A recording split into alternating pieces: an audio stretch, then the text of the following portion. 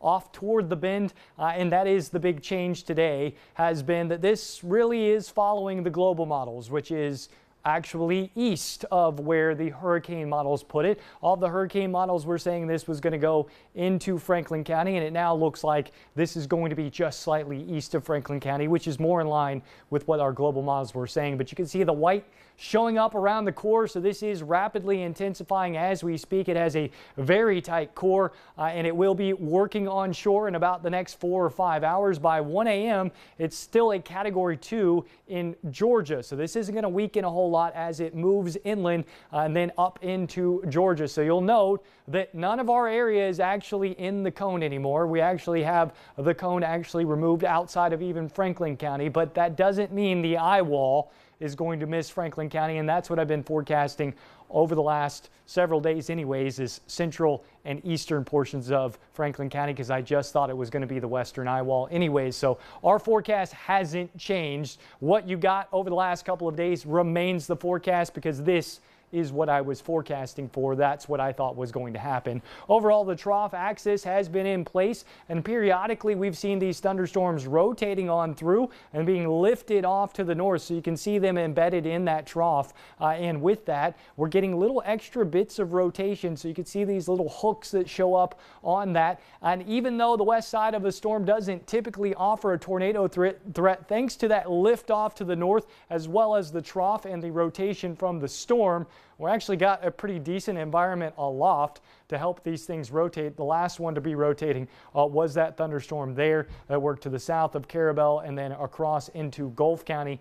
That storm probably did produce a tornado just off to the west of Carabel. I think everything else has been fairly weak and probably didn't produce. As we check out our futurecast here going through the rest of this evening, you can see the rain is staying with us. We should see improvement across the western half of the area, but as we start to get to about 7 or 8 o'clock, there's the eye wall really close to the eastern portions of Franklin County, if not directly over Alligator Point, and then working inland from there. Tallahassee also dealing with that eye wall as it rotates on through. The eye itself, the center of the eye from Clear Eye to Clear Eye on one side or another, is 40 miles wide. It's 40 miles wide. If you're wondering in reference to maybe a hurricane that you're aware of, say Michael.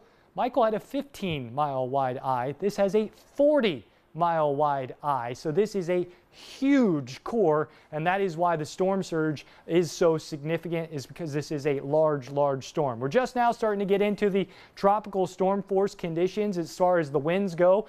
We've got them at 40 miles per hour out of the north and east in Apalachicola. That is driving the water into the Ocklawackney as well as the St. George Sound, out as well the Apalachee Bay. That's where all of the water is being pulled in. You can see across our area that north wind, and there's our trough. Very easy to see the surface trough in the wind direction. That's been embedded in the storm since really yesterday. That's what's been steering it off to the east. So that's the wind speeds. That's the wind gusts. What are we looking at wind speeds? Well, sustained, they really haven't been that bad, but you'll note a little bit of green starting to show up out there on St. George Island as well as out across Franklin County. So now they have the hurricane warnings are now tropical storm warnings for Calhoun, Jackson, Bay, Washington, Holmes, and Walton County. The only places that do have the hurricane warning are Gulf, Liberty, and Franklin County. If you think back to my wind map that I put out, those are the areas that I said could see the hurricane conditions. So again, our forecast hasn't changed. Heavy rain across the area, flood watch in effect. We've got flash flooding ongoing in Franklin, Gulf, Liberty, Calhoun, Washington, and Bay, all under flash flood warnings at the moment. If you don't have to be out and about traveling, don't do it. 15 to 20 foot of storm surge is still expected up into the bend. 8 to 12 feet, possibly as high as 15 feet in portions of Franklin County. Thankfully, with that shift, the highest surge is probably going to be off to the east, and we probably won't see 5 to 9 in Gulf County. I think that will be less, and this will probably be 1 to 3. We're seeing the rise in Bay County now, but we'll actually start to see the water go out as we wait on our storm to lift off to the north. So what we showed on the models with the food Fujiwara effect happening. You can see it in place now. Our upper low is starting to retrograde back toward Arkansas, sitting right over Memphis and St. Louis. Our hurricane is being pulled up by that trough, working right up into the bend. This is going to get slingshot up into the Carolinas and then rotate around the upper low and combine with that upper low. So forecast verification happening as we speak. If you are out and about traveling, this is what you're seeing. Lots of wet out there. The Hathaway Bridge showing the rain. If you're looking out and say Gulf County at the stump hole, check out these waves working across the stump hole. Earlier I saw workers out there clearing sand and overwash out on the road as well. It's an area that typically overwashes and runs whenever the waves start to come on. And then across the rest of the area as well, Lynn Haven, Pier Park, seeing the rain. Just looked at the Hathaway Bridge going out 231 and 390. The roads are very, very wet. West Bay looks like it's pouring on the bridge out there. Tyndall Parkway also dealing with the wet conditions. Harrison 231 as well. Checking out our forecast going forward. The good news is after the rain today, we will start to dry out and clear out. We'll talk more about this storm. I'll have the latest. We'll continue to update. We'll come back. And of course, if there's a tornado warning, I'll jump right back on for you. Tom, Amy? All right. Thank you, Ross. You know, the pictures of the roadways, that's the way all the roads look in the Panhandle right now. There's a lot of rain coming down out there, and it's only going to get worse as the storm gets closer to shore. Drive safe if you're out there, or just wait till tomorrow if you can. Yeah. Well, with Hurricane Helene forecasted to obviously significantly impact parts of the Panhandle, a mandatory evacuation order is in place for many residents in Apalachicola, and many left yesterday. A lot of people, in fact, it's amazing how many people actually did take the warning this time and evacuate. Michael probably had a lot to do with that. It scared a lot of folks. Some, though, along with family, friends, and co-workers, are choosing to stay and take their chances. News 13's Ethan Lowe caught up with some of them this morning, who explained the reasons why they decided to stay against evacuation. Apalachicola looked like a ghost town early Thursday morning as a majority of residents and visitors evacuated before Hurricane Helene's landfall. But a select few residents decided to wait out the storm, some citing they've been through this many times before. I've never experienced a really bad one, you know. I mean, I've been here all my life, and I've never saw really terrible damage here in Apalachicola, you know. So I'm just going to stay.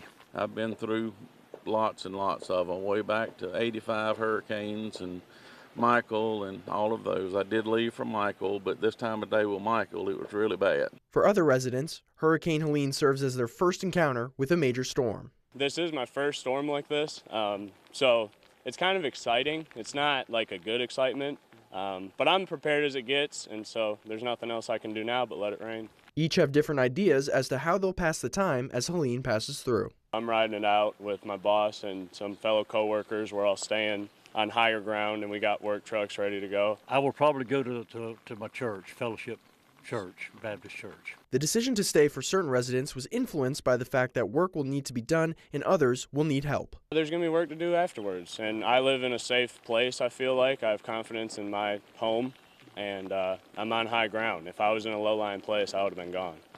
And with a supply of food and water stocked and gas in their cars, there's only one thing left for these residents to do. Best thing I can say is I don't know what the future holds, but I know who holds the future, so God be with us. In Apalachicola, Ethan Logue, News 13, Panhandle Strong. All right, and of course, we have sent our reporters out there covering the area all across the Panhandle, and our own News 13 Sam Granville is in Franklin County tonight. Sam, I think he's standing by right there by the John Gorey Bridge, which is going from Apalachicola over to East Point on the causeway there. Sam, you look a little wet, my friend. What's going on there? Is the water up? Yeah, the water is quite a bit up right now. It's, you know, according to local law enforcement, it's not as far up as it was earlier.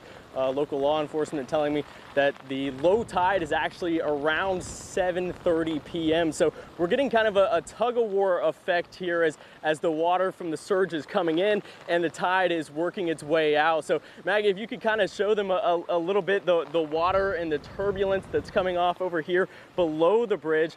And you are right, this is the John Gorey Memorial Bridge. It is actually not closed to the public. We've seen some traffic traversing it since we've started here, since we've been here for about an hour now. The rain and the wind has picked up significantly over the past hour. We're getting kind of a tunnel effect here under the bridge. But at this moment, there is, like Ethan had mentioned, there are some more people, some locals here in town. There's a couple not too far to the side over here that are kind of checking out the storm. It's been a mix of law enforcement and some locals. But right now, it's a lot of wind, a bit of a surge.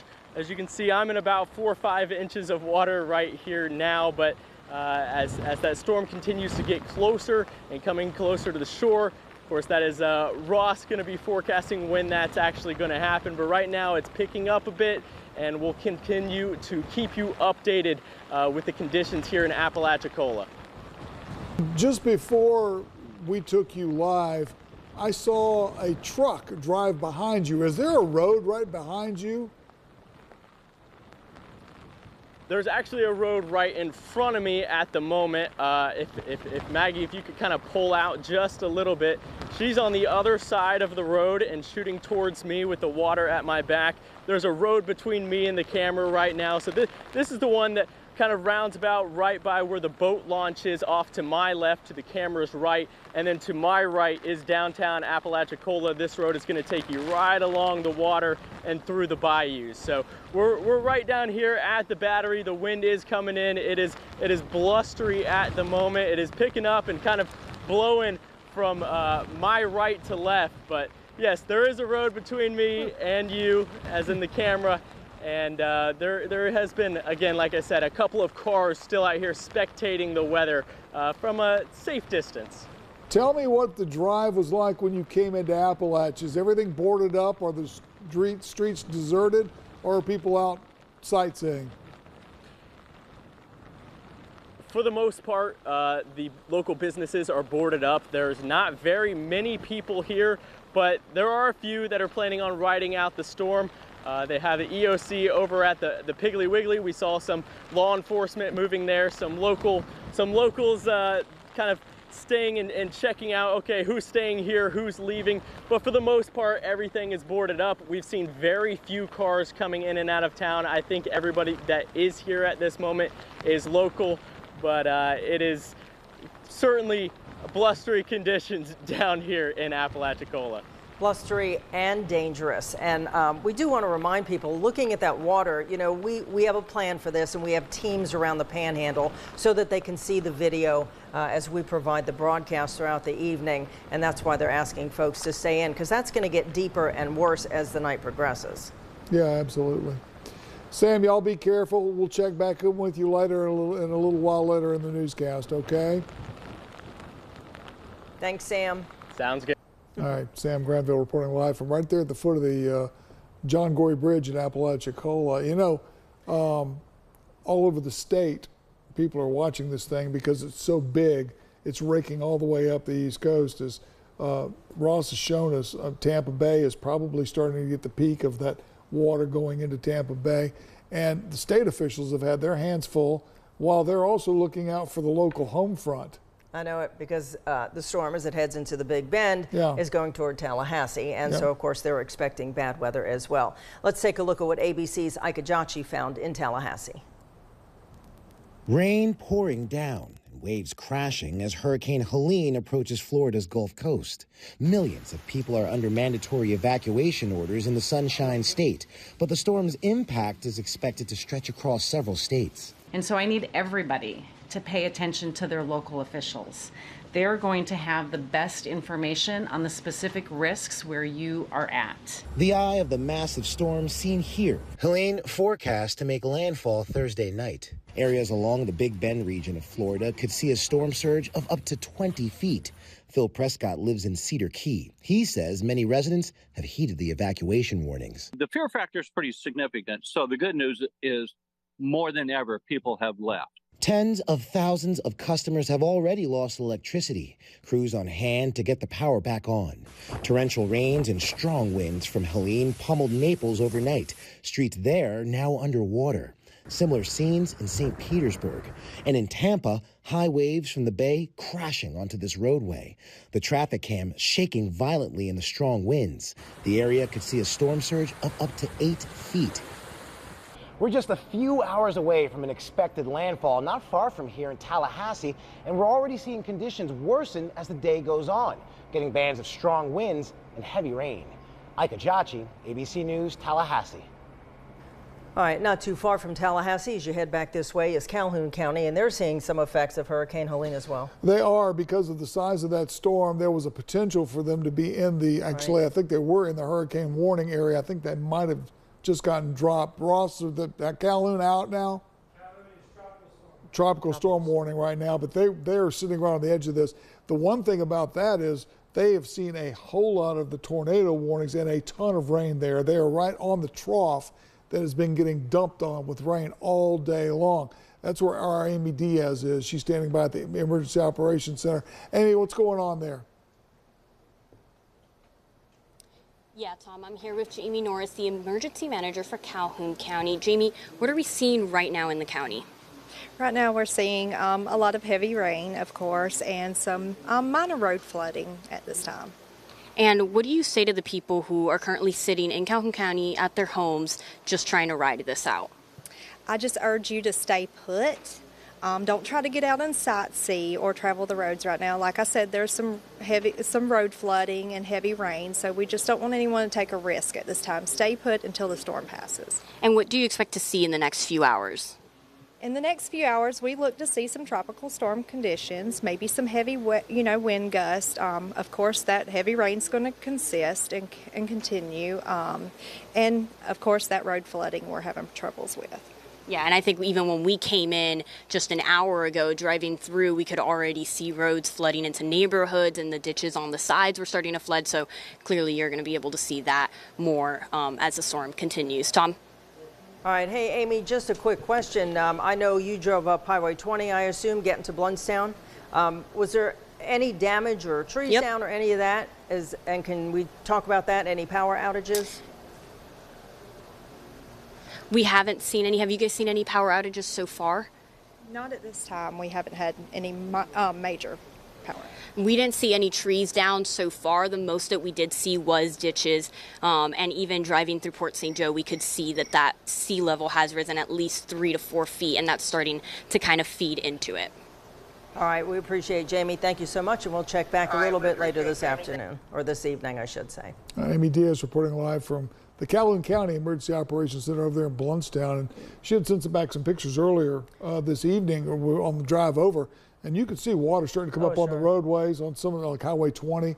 So not the kind of thing you need to be out driving around and looking at the sites, because it's dangerous. Yeah, we talk about how dangerous water can be. Absolutely. And you can find yourself in your vehicle in a hole that you don't even see because the water's covered the road. So stay off the road, please. Can't even do it. It's too dangerous. After Hurricane Michael hit her like 6 years ago, thousands of people from all over the country came in here to help us recover. They did. Bay County fire responders, first responders, now making plans to help our neighboring counties that will be impacted by Helene. News 13's Heather Basley tells us that includes immediate response by emergency services and utility companies, as well as long-term federal support.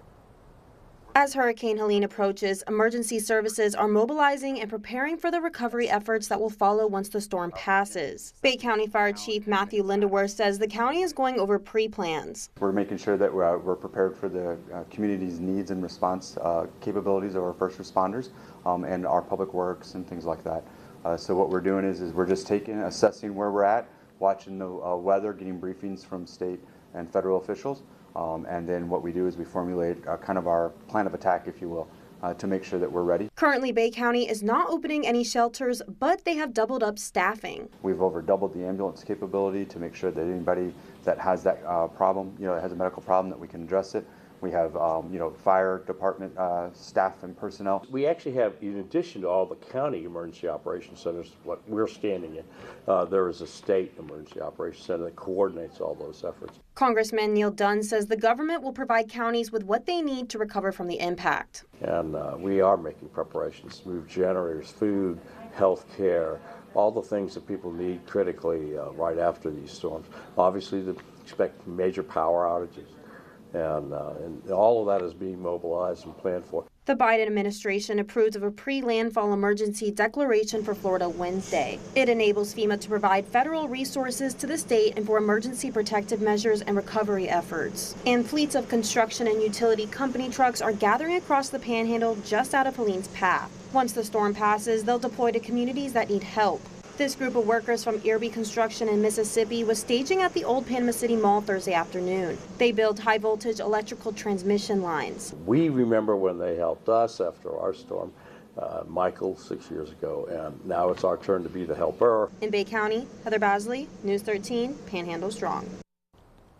And that is a site that you're going to see a lot of over the next few days, the utility trucks. But fortunately for us, passing through our area, unfortunately going to people who need the help. Right, and they'll need those power trucks. You know, they were a godsend during Hurricane Michael. Well, I can't, you know, I mean, we're so lucky. I mean, they had the power restored within 2 weeks, I think, after here. But I mean, it seemed like everywhere you look, there was trucks putting up lines and lines and lines of power poles.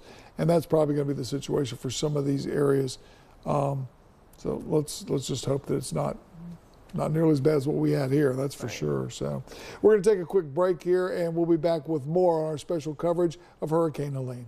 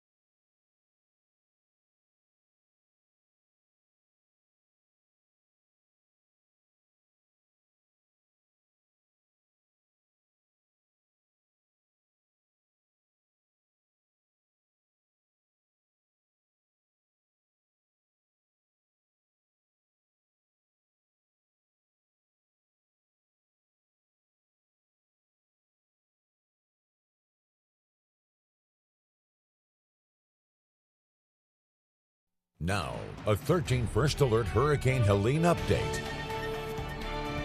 Welcome back to the special edition of News 13. For those that didn't feel safe in their homes, they certainly had the opportunity to go to an evacuation shelter. Most area counties have opened at least one. In Jackson County, that shelter is located at Mariana High School. As News 13's Riley Lehman tells us, when emergency managers opened this morning, people were already waiting to get in. Mariana High School is hosting 2 evacuation shelters during Hurricane Helene. One is a special needs shelter, the other is for the general population.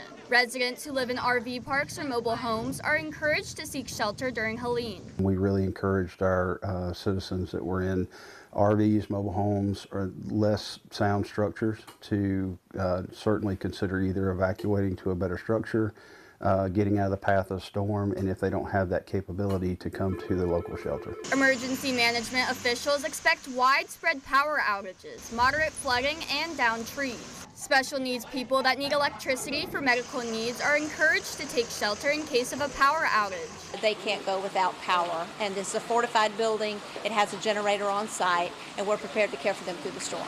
Emergency officials anticipate up to several hundred people to show up to the shelter and up to 35 in the special needs shelter. The first thing we do with staff when we get them in is we get them comfortable. They've all got a nice cot and comfortable place to be. We get them settled in before we just start working. So morale is pretty high. The general population shelter is run by the Jackson County School Board, and the Department of Health provided cots, extension cords, and bedding for evacuees. The shelter will stay open as long as necessary, but they also realize the facility has another purpose. Given it is in a high school and we want to get the children back in school as soon as possible, we're going to attempt to ramp the shelter down as soon as possible after the bad weather subsides. In Jackson County, Riley Lehman, News 13, Panhandle Strong. Now that shelter will be staffed for 24 hours. Anyone who depends on electrical or lives in a mobile home should seek shelter. Of course, Jackson County is not the only place that's opened up shelters, that's for sure. 7 of the 9 counties in our area have open shelters. For those that are evacuating, of course, that's the place a lot of them are going to end up. A couple of counties are not. Bay, of course, here locally have decided against opening a shelter because we're really not getting that bad of effects from this right now. Franklin County, of course, issued the mandatory evacuations. They asked everybody to leave the county, so they really didn't want to open a shelter and invite people to stay. Everybody else, though, as I said, has got one. In Gulf County, the Red Cross opened a general population shelter this morning in the Honeyville Park and Community Center. That's on Honeyville Park Drive in Weehawken. Jackson County is opening up special needs and general population shelters tomorrow at Mariana High School. The special needs shelter opens at 9 a.m. for individuals, again, who are medically dependent on power. As Riley mentioned earlier, the general population shelter will be operational at 11. There are 2 shelters opening in Calhoun County, one at the Mossy Pond Library, the other at Blountstown High School. Both open at 8 a.m. tomorrow morning. Actually, it was this morning. My apologies. That's my fault. I left that in there. Holmes County is opening a special needs shelter, or did, at 10 o'clock this morning. This one's located at Boniface, K through 8 for Holmes County residents. No pets allowed at this particular shelter. Liberty County has 3 shelters. They all opened at 10 o'clock this morning. One at the Liberty County High School Gymnasium, another one at the Liberty County High School Junior ROTC building, and a third at the Hosford School lunchroom. Pets were allowed for the ones at the Liberty County High School shelters, but you had to have a leash or a collar on them, and also bring a pet kennel, your food, and a water bowl. Washington County officials opening 2 shelters at noon today. The shelter of last resort is located at Rolack Middle School off Brickyard Road in Shipley. The special needs shelter is located at the Wave School on Tiger Loop in Shipley. And Walton County emergency management officials opened a people and pet shelter in the Defuniak Springs Community Center on North 10th Street. They're also scheduled to open a special needs shelter, but that has yet to happen. So if you're going to a shelter, of course, remember, bring your own bedding, food, snacks, entertainment for the kids so they don't get bored. Bring your medications. Some shelters, though, may require you to show a prescription, so remember to bring that. Also, no firearms, no illegal drugs, and no alcohol at any shelter. It's really encouraging to see how many people have actually gone to the shelters this time, because a lot of times we've done stories in the years past where we'll go to the shelter to see how many people have shown up, and literally there'll be nobody inside. Right. Well, I think we all learned a lesson from Hurricane Michael and then the other storms in between that have hit the Big Bend. And it's just a reminder that, you know, when there's help, go ahead, be safe, keep your family safe, and you can go back home tomorrow. And we appreciate the volunteers, too, that are running these things. The Red Cross, the cities, the counties, the school districts run some of them. So we appreciate your efforts. I think the amazing thing about this one is people are realizing that in years past, if you could get past the rain, a little bit of rain and the wind, then you're going to be okay. But this is a huge storm surge event with the potential for massive flooding. And when your house goes underwater, there is no place to go. So I think that's another reason why a lot of people are going to shelters. Let's check in with Ross and talk about all that water. Ross, that's probably the biggest threat for this particular storm is storm surge. Yeah, absolutely. Into Franklin County, we may get lucky. It's possible with the shift to the east that we've seen today. We might see the eye wall stay offshore there. And that certainly would limit the extreme winds working into that area. But unfortunately, the storm surge is headed that way regardless of the path of the storm. It may be a little reduced. I think that south-facing Gulf County probably not as bad as it could have been had it been a little further west. Here is the latest update. It is now a Category 4 hurricane, so it has rapidly intensified over the last several hours. It looks to continue to do so. This is now up to a 130-mile-per-hour storm, working off to the north-northeast at 23 miles an hour. So this is absolutely flying off to the north. Pressure down to 947 millibars and the max wind speeds up to 130 miles an hour. Of course, those are in the eye wall surrounding the eye of the storm. So that is where the actual hurricane winds are. That is where the concern of extreme winds are. These outer bands far less impactful than what you actually get around the core of the storm. And this storm picked one heck of a time to organize and get right, because it looks like the best it has been structured right now at 5 p.m. now a Category 4 moving toward the bend. This is expected to make landfall in either Wakulla, Jefferson, or Taylor counties and not in Franklin County, but that doesn't mean that that eye wall on the western side doesn't brush into Franklin County, because as Tom mentioned, this is a huge storm. The eye wall, or eye, the clear eye, the inner eye, is 40 nautical miles wide. And for reference, Hurricane Michael, 15 nautical miles wide. So this is nearly quadruple the size, at least as far as the core and winds go, than what we had with Hurricane Michael, which was a much, much smaller storm overall in scope and size. And that is producing a lot of rain. It's producing a lot of wind. We got the tropical storm force winds working on to shore now into Franklin County, as well as probably southern Gulf County. We have the embedded trough that is in place. Thankfully, not producing tornado-warned storms at the moment, but you can see these thunderstorms as they work across. These embedded mid-level rotations could occasionally produce a tornado, and quick spin-ups with hurricanes are always a threat. Typically not on the northwest side, but you can thank the trough that's been in place for that. Rainfall totals over the last 3 days, so this doesn't just include what's fallen today, but check this out.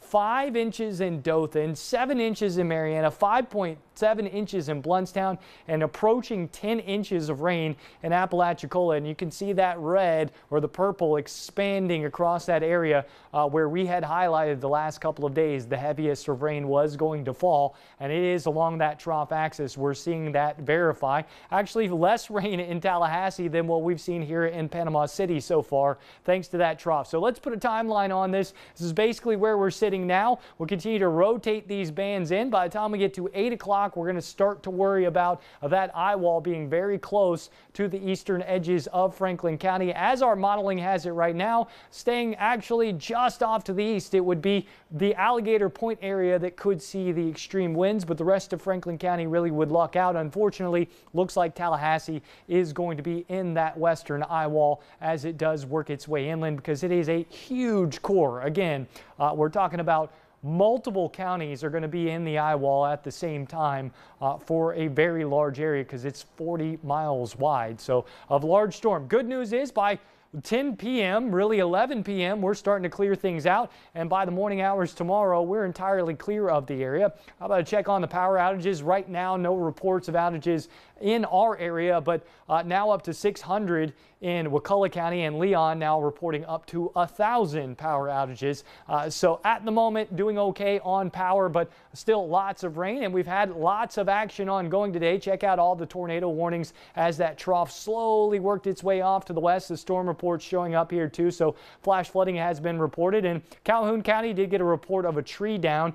We also had a water spout earlier on that reported from that thunderstorm there. And of course, we've also seen some inland flooding as well through portions of Washington County, Calhoun County. No reports, well, several reports in Jackson County too. So right along those heavier batches of thunderstorms is where we have seen that flash flooding reporting. So it's been an active day, and yet we still have plenty more to go. Speaking of the tropical storm conditions, wind gusts now up to 37, very breezy from Apalachicola back across Franklin County, nearly 30 miles an hour on those gusts across the other locations as well. How about as we go through the rest of this evening into the overnight hours, we're going to see those wind speeds slowly increase, and there you go. There's the core approaching by 8 p.m. and check it out, right on the eastern side of Franklin County in those extreme winds, at least our modeling suggesting so. And then as that starts to work inland, check out Tallahassee's projected winds sitting there about 60, 70 miles an hour, with the strongest winds at the center or off on the east side of that area of rotation. For us across the Panhandle, I told you most of us were not going to be a wind event outside of Franklin County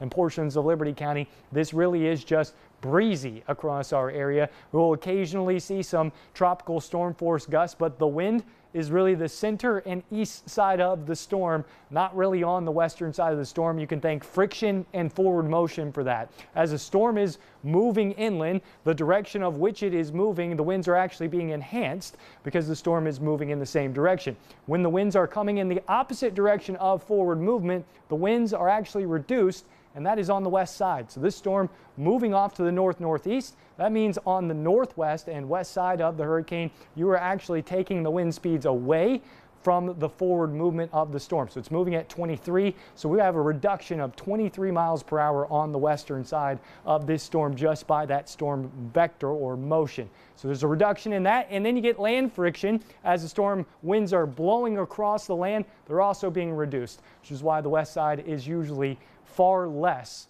as far as winds go, but typically that convergence can lead to a lot of rain. Wind speeds out there now sustained at 19 to 20. In Apalachicola, you can see right on Alligator Point that orange and yellow showing up. So the blusteries conditions across St. George Island and right along our coastal areas, that's where we are seeing the winds. Hurricane warnings again canceled for Calhoun and Jackson County, now under tropical storm warnings, included with Bay, Washington, Holmes, and Walton. Only Gulf, Liberty, and Franklin under those hurricane warnings in our area, and then extending off to the north and east from there. All of our area is under a flood warning or a flood watch at the moment. We picked up anywhere between about 8 and 9 inches of rain and storm surge. That's what the mega potential is here, and I cannot stress how catastrophic 20 plus feet of storm surge is going to be and how far inland that is going to affect. 20 plus feet of storm surge is about 6 to 7 feet higher than the storm surge produced in Michael. It's only about 3 or 4 feet less than what was produced in Katrina, which had a record-breaking 28 foot of storm surge. So you're talking about massive storm surge working up into the bend, an area that is very vulnerable for storm surge just by the shape of the land and the shape of the coastline. So unfortunately, that is going to be a major story with this. And that does include areas like Alligator Point and going out toward Carabel. I don't think we're going to quite see up 12, 15 feet just because of where the storm motion is going. And I think we will see less in the way on the south side of Gulf County and the west side of Gulf County as well, just thanks to that slight east shift. What's our setup? Well, there's our upper low sitting over St. Louis and Memphis just off to the north. It's captured our storm. That's why this is moving so quickly, because all of the motion in the atmosphere is from south to north across that area. So it's grabbed our storm. Now it's going to slingshot it up into the Carolinas and rotate around that upper low and eventually be combined with it. So another check on the radar. You can see those bands rotating on through in the heavy rain that has set in. Buckle in. It's not really going to change until we get past about 9 o'clock this evening, and then we'll start to see rapidly improving weather across our area. Checking a quick look on the cameras out there. Hathaway Bridge showing the wet conditions. Thankfully not seeing a whole lot of people out there. And check this out, the stump hole, the waves on the stump hole are just super impressive. You note the overwash and the sand ongoing there. Thankfully, we are seeing the waves come in, but our storm motion is against. So the wind is actually blowing against these waves, which is why you're getting them to stack up and look nice and pretty for us here on the camera as wind blowing against it. Wet it's wet. No matter where you are, we're getting roads are being covered with water. We're seeing that all across the area. So if you don't have to be out and about through the evening hours, please don't do so. Just avoid it. It's nasty. I know we're not seeing a major wind event across much of the area, but it's just not nice weather. The good news is that we actually have nice weather on the way on the backside of this storm. As we pull away here, we're going to see our temperatures sitting in the mid 80s and low rain chances, just a stray shower as that upper low sits off to our north. We'll still be humid because our wind's going to be out of the south and west, but overnight lows down into the 60s, daytime highs into the mid 80s expected all the way through the middle of next week. So the good news is good weather's on the way. The bad news is the bad weather, it's out there right now. Tom, Amy? Get through that first, that's for sure. All right, thanks, Ross. We'll check back with you a little bit later. We got somebody, I think, standing by on the phone, don't we? We do. It is our EOC director for Bay County, where we're located, of course, our TV station, Matthew Lindeworth. Mr. Lindeworth, are you there? I am. How are you today? Good, thanks. I know the EOC activated in Bay County the other day. You had Senator Rick Scott here and all the county commissioners, all our county officials. You were ready for this, just in case it came a little bit closer to us. Yes, ma'am. So we went from a level 2 activation, and then yesterday we decided that we were going to go to a level 1 activation. And so what we did was we brought everybody in, all the officials from the different municipalities and county, had made sure that all of our staff from the emergency services standpoint, we brought all 3 shifts in, so we were able to stand up double the number of EMS units and fire units, so that way if we had any type of issues, they were available to respond. They're still currently here. We're going to start looking at a demobilization process for them soon, but we're going to wait and kind of assess, wait for landfall, see how that goes, make sure that flooding isn't become a major issue for us. And then the other thing we'll do is we'll start doing critical infrastructure damage assessments. And that was the biggest question, is because we're getting hit with rain. It's been raining for hours here in Bay County. So there's no reports of any issues at this time that you know of because of flooding? So we're getting some minor reports of flooding over roadways right now. We've actually dispatched some individuals to go out, the police departments and sheriff's officers to go out and take a look at those, but we haven't gotten those reports back yet. So we haven't had any major flooding that we're aware of at this point. Mr. Lindeworth, you have the opportunity to talk to your colleagues in the surrounding counties quite often, I'm assuming. Have you guys had much chance to talk before this storm, and are some of those folks ready for this? I think everybody prepares and, looks at the worst case scenario and gets themselves prepared as much as they can. Unfortunately, some of the areas that this is going to hit has some financial constraints to them, and so I think that's going to be a challenge for them. But they are certainly as well prepared as they can be, and if anything, they've got the heart in it, and they're going to do the best thing they can for their citizens. And then in return, just like they came and helped us with Michael, we're going to prepare the county and municipalities, I'm sure, are all going to band together and give the help to them that they need and deserve. The other day, pardon me, the phone line is a little crazy, probably because of the rain. But the other day you had put out a phone number for people to call and ask questions because we didn't want to flood the 911 lines for non-emergency questions. That's been activated. Do you know offhand if folks have called that line? Yeah, so we're averaging about 2 to 3 calls, about a call every 2 to 3 minutes at the last couple hours. That number, in case anybody needs it, is 850-248-6090. And, it's for non-emergency questions, type questions. So obviously, if you have an emergency, we don't want you to call that. We want you to call 911. But that number has proved very helpful to keep, those routine calls off the 911 system. Was that new this year? No, so it's been set up before multiple times. It's something that what we've done is we've taken it and kind of expanded it to ensure that we had more individuals available right off the kick when we implemented it. So I think that it's something that's worked extremely well, and trying to make sure that our citizens have the right information at the right time. And I think that's one of the things we wanted to stress is sometimes no news is good news when it comes to us preparing for these storms. And so for us, it was really important to put out good information, but we didn't want to put out information that was kind of, I don't want to say fear-mongering, but, kind of jumping the gun. You mentioned a few minutes ago that people helped us after Hurricane Michael, and now it's time for us to return the favor. I know earlier today, when y'all were meeting this morning, there was some discussion about post-response and what we could do to help out, and I know there were some things discussed. What kind of things are we going to be able to help our neighbors with?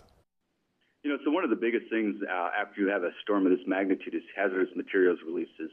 And so anything from a propane tank that floats, after it, the water comes through in that storm surge, it breaks that loose and now it needs to be handled, to, oil drums, things like that. So the hazardous materials response is going to be super important. One of the things that we've heard is that the state is going to mobilize the Jacksonville regional team, and they're going to come from the east westward. And then we've got a 9-person team that they've requested as the regional hazmat team that we provide to Region 1, and we're going to try to go from west to east and try to meet there. We're looking at a 14-day deployment of those 9 individuals, and then we're also looking at being able to send EMS units and fire units from the county, and we're also working, with the other municipalities, Panama City generally takes the lead on, putting all those assets together to deploy to the other locations. It's just kind of the regional way that we do that part of it. So they've asked what those assets from the different municipalities in the county can be, and so we're working with them closely to put that package together. And then you also have not just the emergency services side of things, but if there's our roads and bridges people, if they need help, I'm sure that the county is going to look at every opportunity to help our neighbors just as they helped us. Mr. Lindorf, we appreciate your time. Thank you so much. I know it's been a busy couple of days for y'all, and I imagine the next couple of days will be busy as the aftermath of this storm kind of pans out for us. But if there's anything that you would like to get out to folks, please don't hesitate to pick up the phone, give us a call. We'll put you right on the air. Yeah, so the only thing I'd like to say is that every citizen in this county should be proud of every person that has stood up and been ready to put out that, or respond to their needs. We got rock stars in the county and these municipalities, and next time you see them, just tell them that you guys appreciate what they're doing, because they're keeping you safe, and that's important.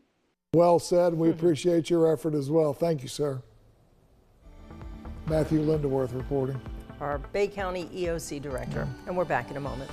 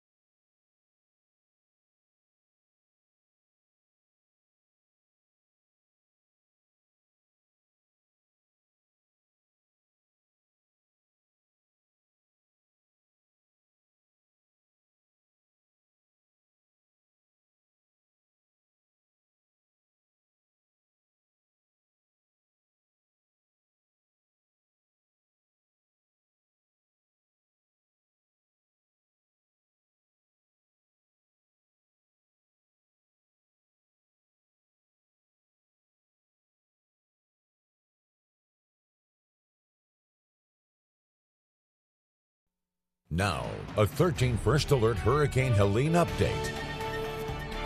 And welcome back to News 13, our special coverage for Hurricane Helene. Now, as Hurricane Helene approaches the bend, Bay County Sheriff's officials are ready to come out to Franklin County's aid in the storm's aftermath. Yeah, we were just talking about that with the EOC director.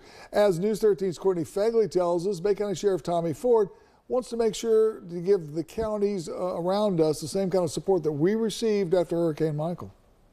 Bay County Sheriff's officials are preparing to head to Franklin County and assist in Hurricane Helene recovery efforts. We have a team of 20 deputies that are prepared to respond at first light tomorrow to Franklin County. Bay County Sheriff Tommy Ford is the chairman of the Florida Sheriff's Task Force. He's been working with sheriffs across the state to devise emergency responses to areas severely impacted by Helene. We are working those plans and have been all week to ensure that the sheriffs in these affected counties have the help that they need when this storm passes, and I anticipate that to be a massive response. The Bay County Sheriff's Emergency Response Team is leaving for Franklin County as soon as weather conditions allow, and they're making sure they come prepared. We're packing up all that equipment that we'll take over there. We'll need high water vehicles and ATVs and other equipment over there, as well as preparing those deputies to be self-sustained for 7 to 10 days. Sheriff Ford is getting a lot of practice at organizing hurricane response. He oversaw the efforts following Hurricanes Ian and Fort Myers in 2022,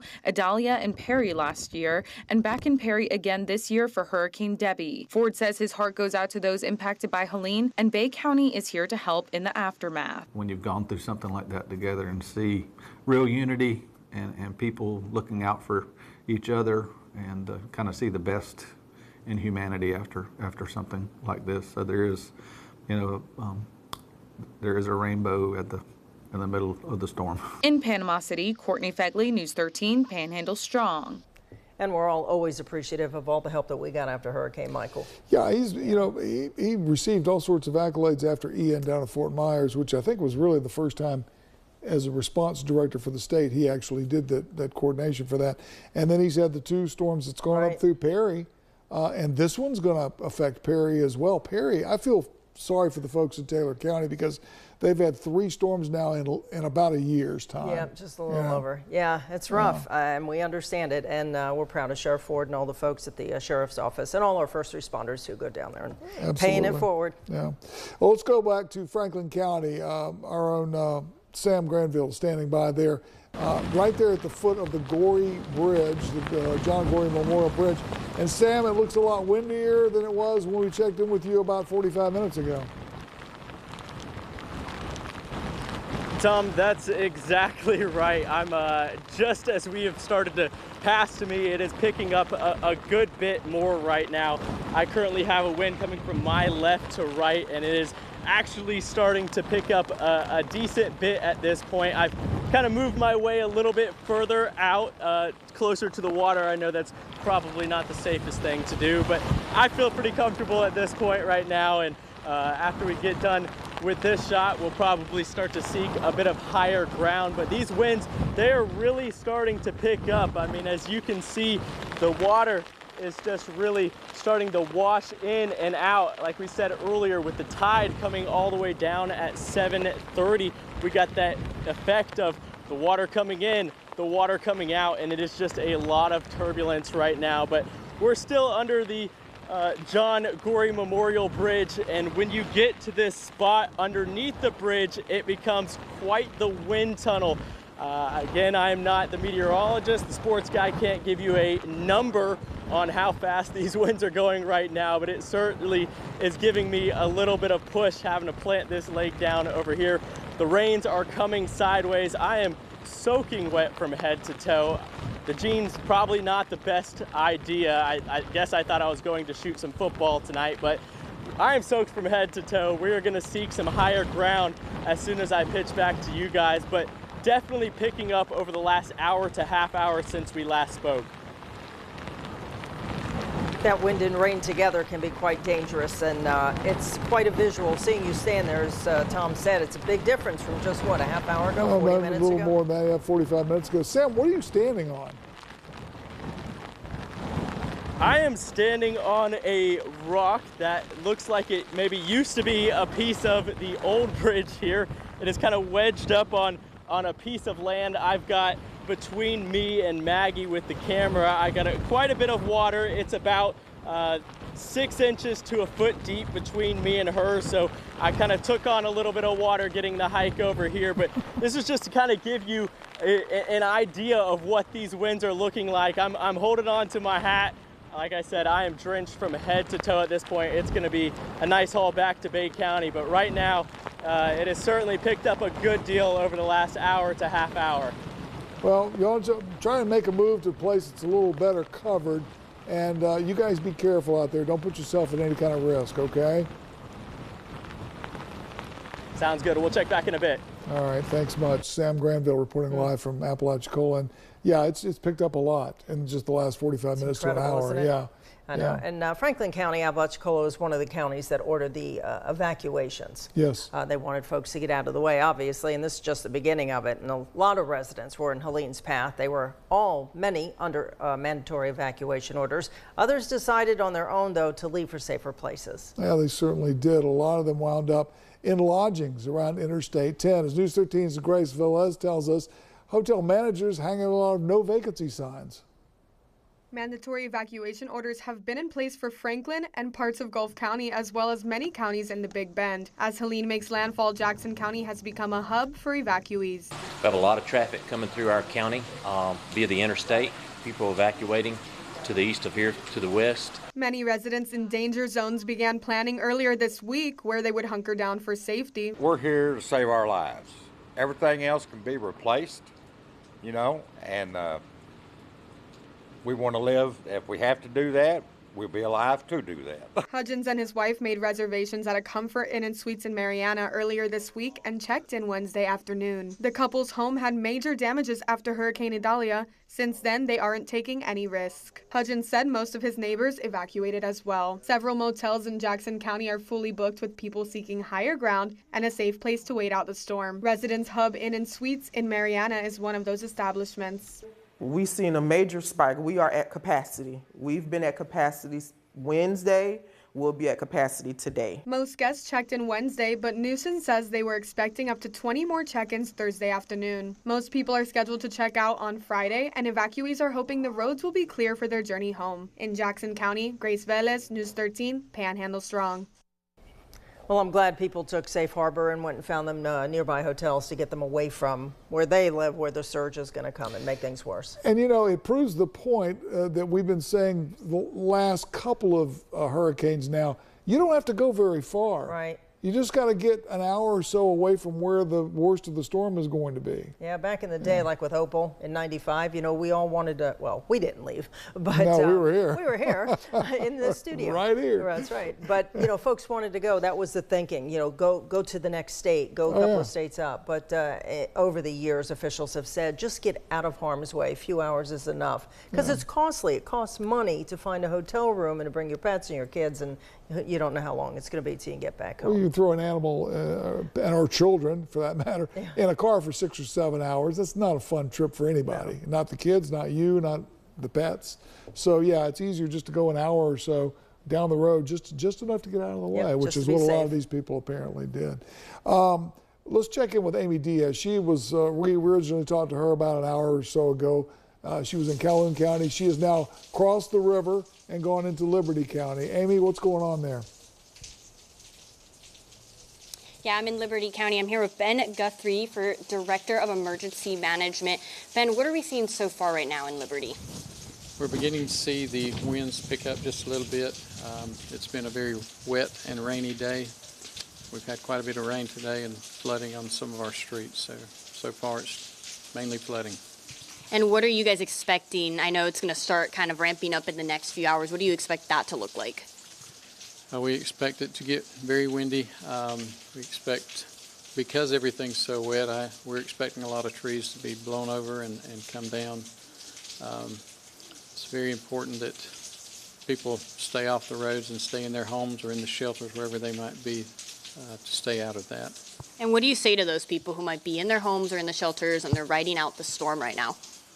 Stay there and stay safe. It's the best location the winds get up too high, you know, it's better that they be there because nobody's going to be able to come out and do anything if they get out and something happens.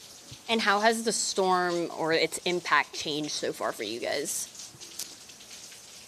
It's not really changed a lot so far other than it's been calm all day. We're just now starting to get the winds that are coming ashore. Tom, Amy? Amy, you were crossing over the river today. Could you tell whether or not the water is up? We could see about 3 to 4 feet of storm surge already starting to pile on, yeah.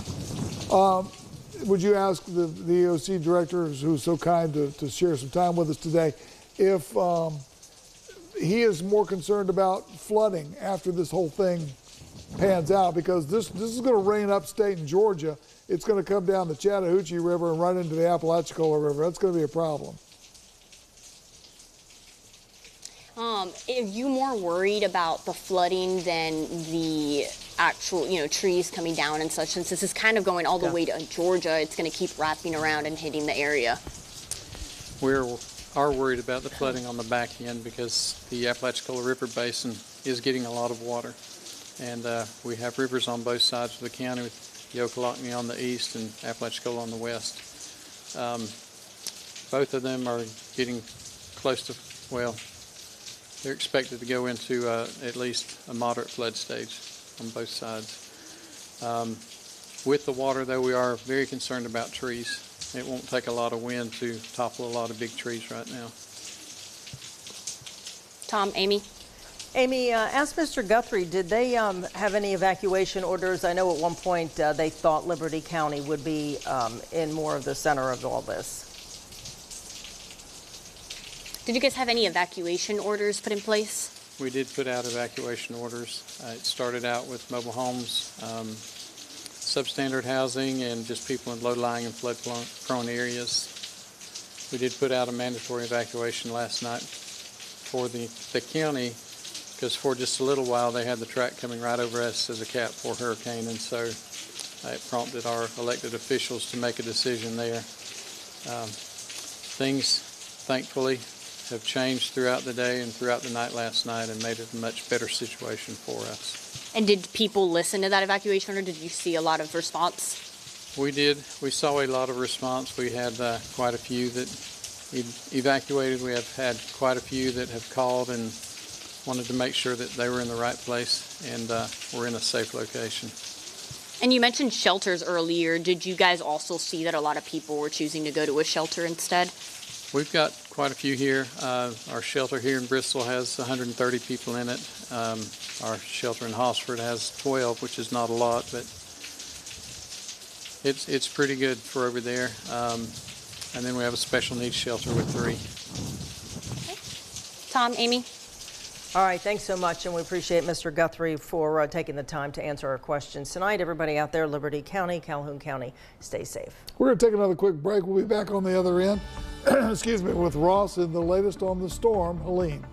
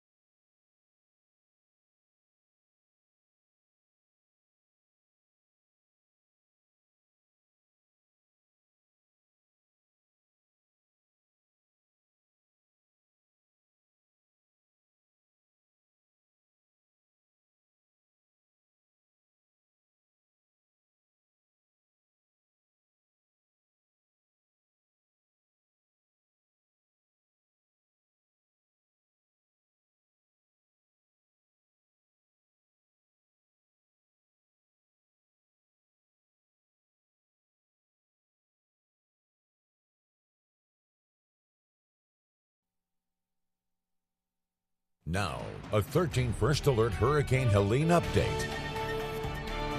Welcome back to the special edition of News 13, the Hurricane Helene profile or report, complete coverage coming up all evening for you here on News 13.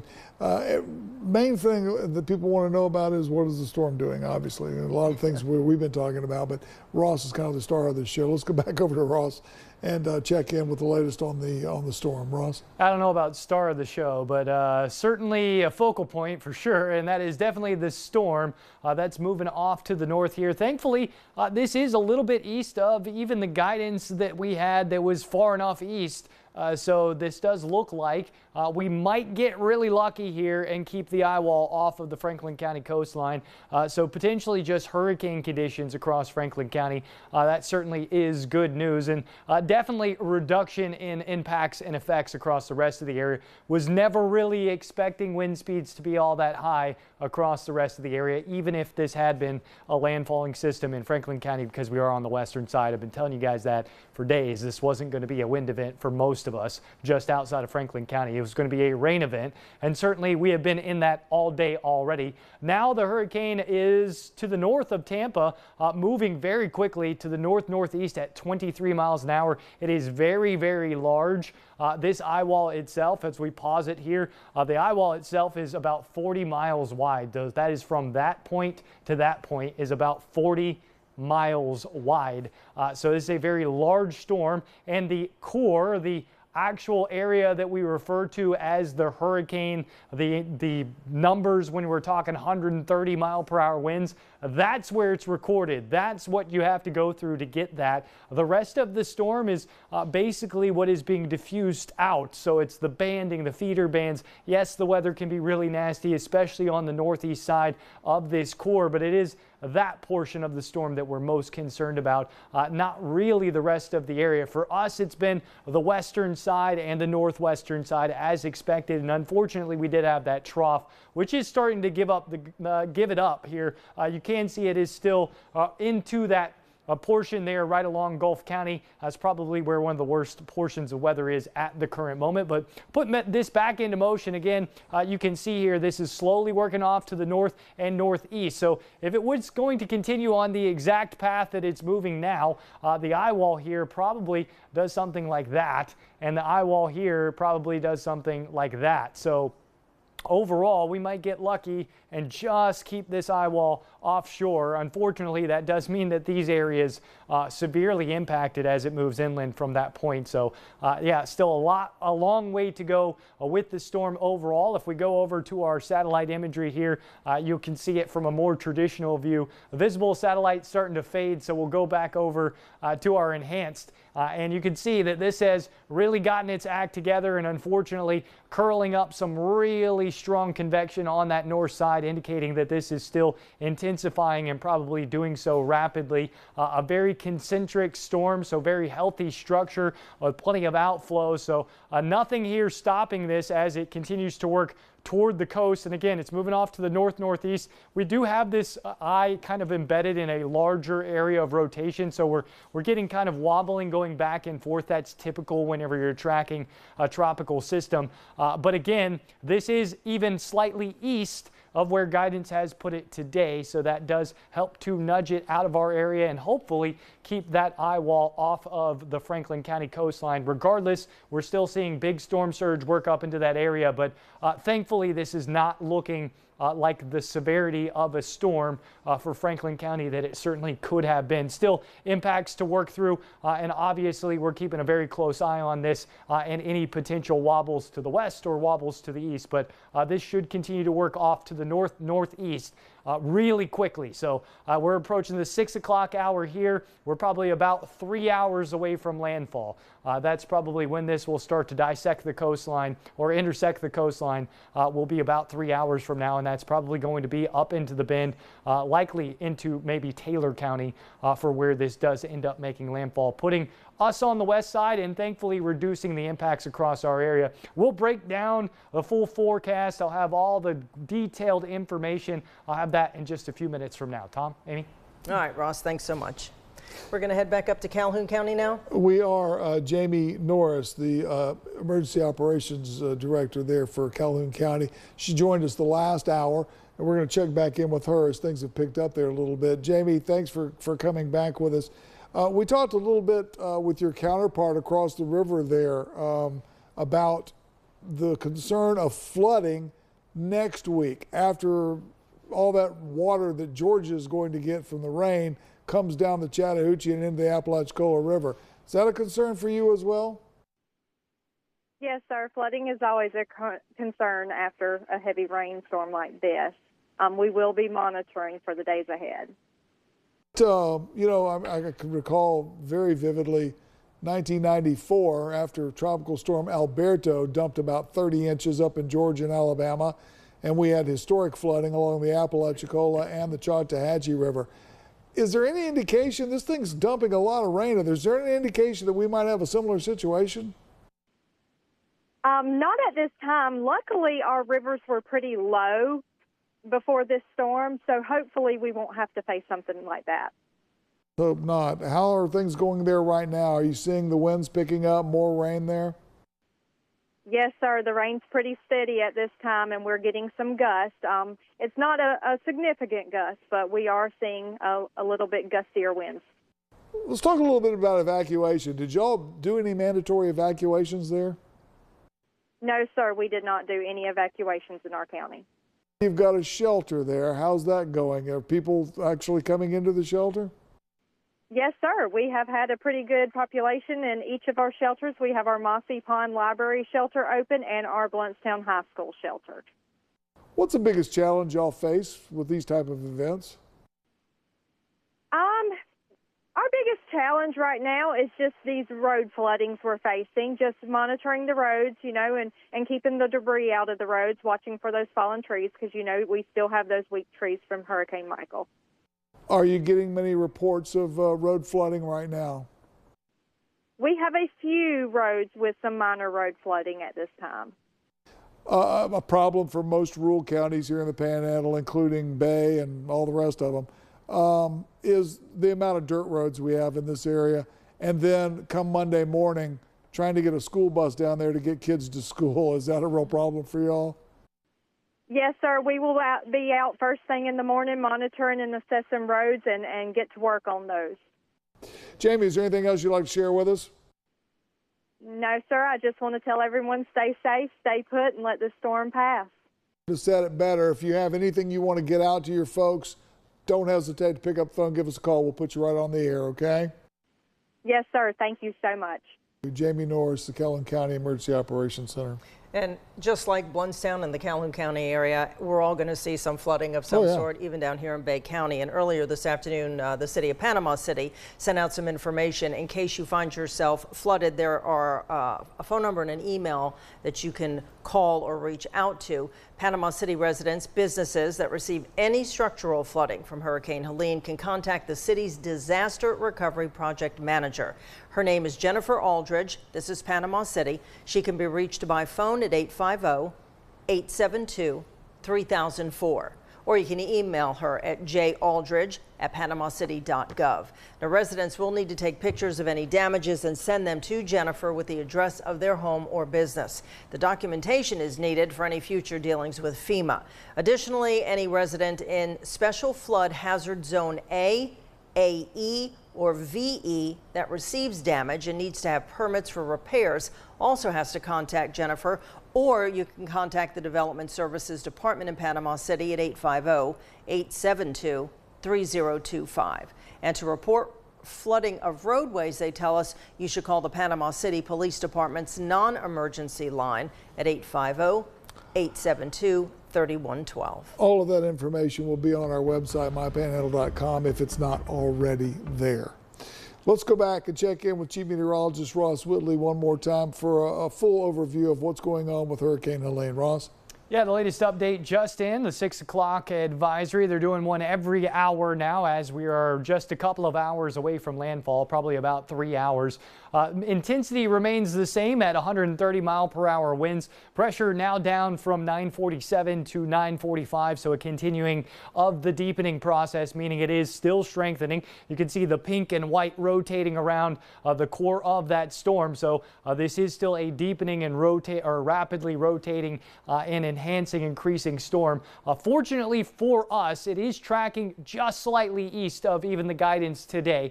So this does look potentially we could keep the eye wall off of the coast of Franklin County. That certainly would be much, much better than the eye wall working across Franklin County. But this is still expected to make landfall either Wakulla, Jefferson, or Taylor counties, and that will happen probably between about 8 and 9 p.m.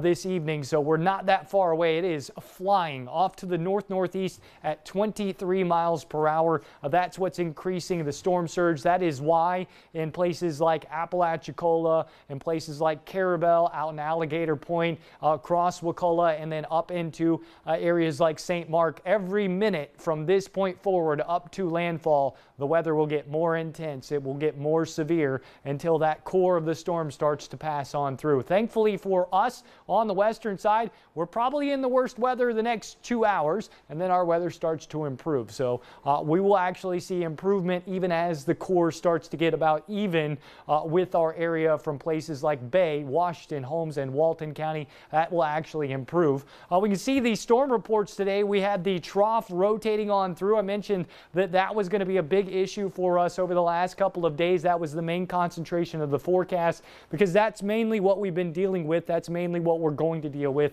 is that trough interaction with this storm. Franklin County was the one that was concerned. We were concerned about dealing with the major hurricane conditions and possibly eastern portions of Liberty, but obviously, definitely the slight shift to the east helping things out across our area, but our forecast really verifying quite nicely across the area overall here. Note the tornado warnings with that trough interaction. We had several tornado warnings. We probably had a tornado in Franklin County to the west of Carabel earlier. We definitely had a waterspout report this morning. We've had several tornado warnings from Liberty, Calhoun County back up into Jackson. That trough axis now starting to pivot and become a little more parallel with our coastal areas. That's as our storm is starting to lift in. It's also a lot more stratiform. Note this heavy banding here, so tornadoes far less likely as we've kind of elevated that moisture. Looking at the radar here, probably getting pretty intense across St. George Island, Dog Island, and then back across from Apalachicola to Carabel and out to Alligator Point. That's likely where we're seeing the weather significantly going downhill, and then it's probably just about the same as it has been all day long, basically from that band back off to the west. So the more severe weather working further closer you get to Franklin County. Up to 9.3 inches of rain in Apalachicola at this point in time. We're up to 4 inches of rain in Panama City, over 5 in Blountstown, over 7 in Mariana. We've had way more rain than Tallahassee, and as we go through the rest of tonight into the morning hours tomorrow, we're going to get this core closer and closer to us. By 8 p.m., we should be working that on shore. By 10 p.m., it's starting to pivot out of our area, and by 11 o'clock, we're seeing our entire area free of this storm altogether. So very fast moving system, and then we're nice and dry on the backside of that. Right now, power outages, only 600 being reported in Wakulla County. The rest of the area nice and clear. And speaking of wind gusts and picking up, check it out. We're right on the edge, or probably getting hurricane type of gust or close to it, St. George Island and out across Alligator Point as well. Apalachicola now up to 44 miles an hour, winds up to 30 miles an hour in Panama City, as well as Blountstown and Tallahassee, far less the further north and west you go. Our sustained winds really have picked up again. Apalachicola back over to Carabel and out toward Alligator Point. That's really the only area seeing the wind. It's probably the only area that's going to see the wind as we bring this core in. Note the orange and red highlighted there. That's the eye wall. That's what we're trying to avoid. So our modeling suggesting the only area actually getting into the eye wall is possibly Alligator Point, which was a much better scenario than this being, say, 20 miles to the west, which would have put it back across a better portion of our area, or more of our area's probably the better way to say that. That does move inland. Tallahassee this evening, probably going to see hurricane force wind gusts or higher. The strongest wind at the center of the storm and off to the east, not on the west side. That is all thanks to friction. It's also thanks to forward movement. So we're reducing the wind speed by the movement of the storm itself. We're also reducing it by the friction of the land. So when you don't have that on the east side where the forward movement is helping it, that's where those wind speeds will be much higher, even way up into Georgia. Central portions of Georgia, say like Augusta, may have stronger winds than we will here in Panama City. So this is definitely an east side loaded, north side loaded storm, especially on the wind front. We'll see the wind switch to out of the south and west as we go through the day tomorrow. That will carry all through next week, really. Our hurricane warnings were dropped for Calhoun and Jackson County. Tropical storm warnings remain. Jackson, Calhoun, Bay, Washington, Holmes, and Walton. Gulf, Liberty, and Franklin County still under those hurricane warnings. It's probably just the coastal areas of Franklin County that see the hurricane type of conditions, may not extend across Liberty or Gulf County in any way, shape, or form. It's still going to be nasty there over the next couple of hours. Lots of rain, as mentioned. Flood warnings in effect for most of our area. Storm surge still expected to be 15 to 20 feet up into the Bend and 8 to 12 feet across Franklin County. I'm expecting less for areas south of Gulf County thanks to that movement off to the east, and not seeing much on the way back across the Emerald coastline. So here we are, or right in the final hours of this storm approaching land and moving inland. It has been captured by that upper level low, and it is absolutely booking it off to the north. So this is following the forecast quite nicely, if not just slightly off to the east, which is certainly good news for our area. Very unfortunate news for the rest of the Bend, and certainly further off to the east as well, as those shifts that helped us certainly hurt them. Out there at the moment, plenty of rain. Again, a lot of this is stratiform. It is absolutely pouring from Panama City back over toward Tallahassee, as well as out toward Port St. Joe, Cape San Blas. You're getting some very heavy rain.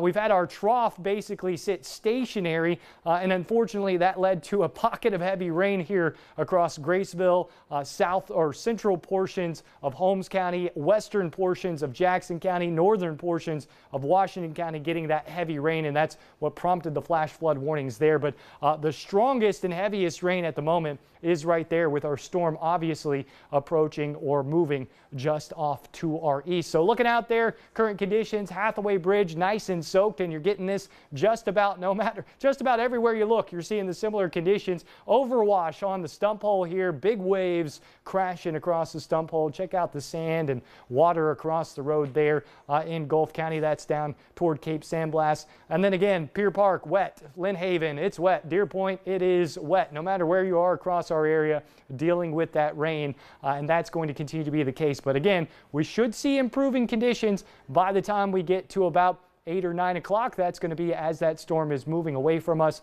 And thankfully, we are talking about some really nice weather on the way as we go into and through the weekend and into next week. Unfortunately, the bad weather is currently ongoing. And unfortunately for some, it's going to get worse before it gets better. Tom, Amy? All right, Ross, thanks so much for the update. It's moving along just like Ross predicted. It is. It's going to be a tough 3 hours for those people on the coastline. Yeah. So we're going to continue to keep an eye on it for you and for them as well, and bring you all the information, the very latest on Hurricane Helene. We're going to take another quick break. We'll be back on the other side with a lot more information that you're going to need to know.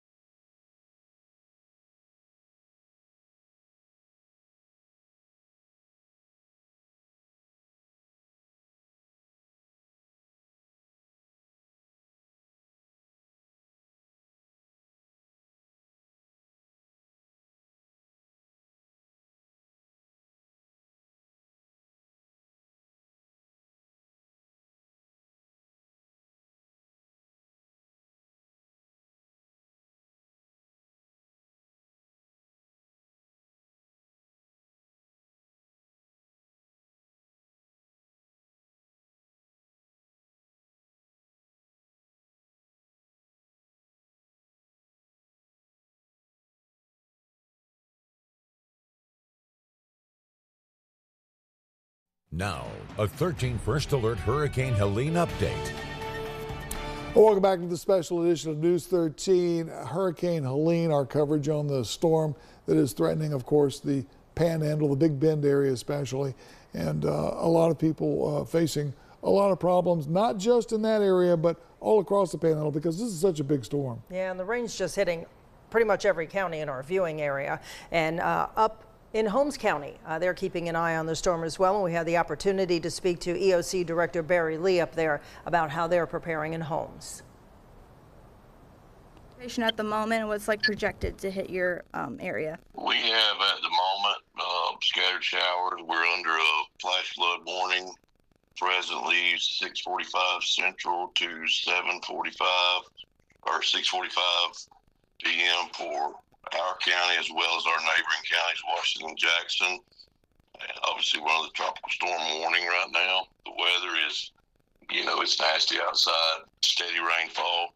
Right now, I think we're probably measuring around 2 to 3 inches at the moment of rain, and forecasted to get a lot more. Do you have any road closures at this time? Or are you planning to do more? They are starting to roll in, mostly private driveways and dirt roads at the moment. We have several reported that are washed out from flooding, and we do anticipate more rolling in. We're steadily dispatching them out of our communication center. Were there any evacuation orders put in place for your county? No evacuation orders at this time. Do you have any shelters in place? If so, are any of them full? We do have a special needs shelter as well as a last resort shelter at the Bonifay School that is coordinated through our Emergency Operations Center and our local health department for management. They are not full at this time. Do you have any flooding so far in any areas? Minor flooding so far, but we anticipate more localized flooding and more, as the rainfall totals accumulate. We'll have ditches washed out and dirt roads, flooded out. We anticipate that, and our crews are out working through our partnership with the Florida Department of Emergency Management. We have 125 barricades that are en route to us right now that we'll utilize to close off those sections and roads. And then, do you have any major damage reported so far? None at this point in time, but like I said, we've got our county partners and Florida Power and Light, West Florida Electric Co-op, ready to tackle anything. All of our volunteer fire departments. We have liaisons at our Emergency Operations Center. We've had outstanding collaboration with all of our local community partners, ready to tackle everything, both pre and post storm. And then, what's a message you have for your residents in your county? If you have not voluntarily evacuated, try to please stay off the roads so our emergency crews can do their jobs and get these roads cleared.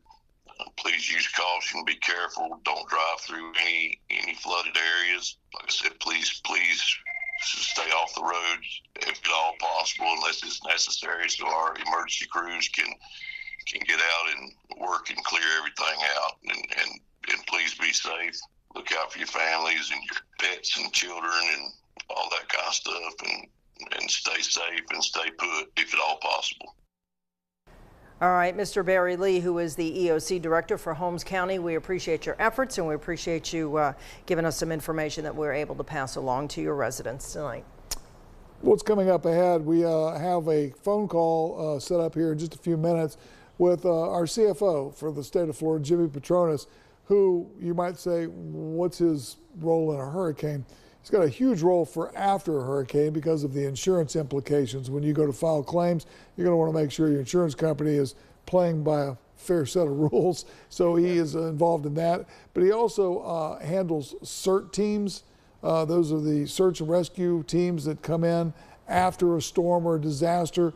And hopefully their services won't be needed in this because hopefully most people have evacuated. But we will be checking in with him and just a little bit later in this next half hour or so. Let's go ahead, though, and talk about people evacuating. For those that did evacuate, most counties in our area did open shelters 2 of our area did not open shelters. Bay County emergency officials decided against doing that simply because we're not getting the effects of the storm that some of the other counties have. The other, Franklin County, issued mandatory evacuations because of the massive amount of impact they were going to receive from the storm. They asked everybody to leave the county, so there was really no reason to open a shelter at that point. Everyone else at least has 1 shelter open, if not more. In Gulf County, the Red Cross opened a general population shelter this morning in the Honeyville Park and Community Center. That's on Honeyville Park Drive in Weewahitchka. Now, Jackson County opening up special needs and general population shelters today. They're already open at Mariana High School. The special needs shelter opened this morning for individuals who are medically dependent on power. The general population shelter operational this morning at 11. Now in Calhoun, there are 2 shelters opening They're already open, one at the Mossy Pond Library, the other at Bluntstown High School. So if you need those services, you feel like you're not safe at home, you can get over to those 2 locations. And Jamie Norris told us that there was a lot of people taking advantage of those shelters in Calhoun. Over in Holmes County, you just heard from the Holmes County EOC director. They opened a special needs shelter of last resort at 10 o'clock this morning. This was located at the Bonifay K-8 school for Holmes County residents. No pets allowed at this shelter. Liberty County has 3 shelters opening. 10 a.m. this morning is when they opened. One of them at the Liberty County High School Gymnasium, another one at the Liberty County High School Junior ROTC building, and then a 3rd one at the Hosford School lunchroom. Pets are being allowed at the Liberty County shelters with the required leash or collar. You also need to bring the pet's kennel, some pet food, as well as a food and water bowl. Washington County officials opening 2 shelters at noon today. That shelter of last resort located at Rolack Middle School. That's off Brickyard Road in Shipley. The special needs shelter located at the Wave School on Tiger Loop in Shipley. In Walton County, emergency management officials opened a people and pets shelter in the Defuniak Springs Community Center on North 10th Street. They're also scheduled to open a special needs shelter, but that has not yet happened yet that we know of. If you're going to a shelter, you need to bring your own bedding, food, snacks, entertainment for the kids. Also bring your medications if you take some, but shelters may require you to show your prescription because you're not allowed to bring illegal drugs, and of course no alcohol and no firearms at any shelter across the Panhandle. And you need to check with the shelter in your county too about the pets. It was different for the animals from county to county, so if there's a way you can get that information, call your EOC folks and they'll be able to tell you. The EOC will be more than happy to answer those questions for you.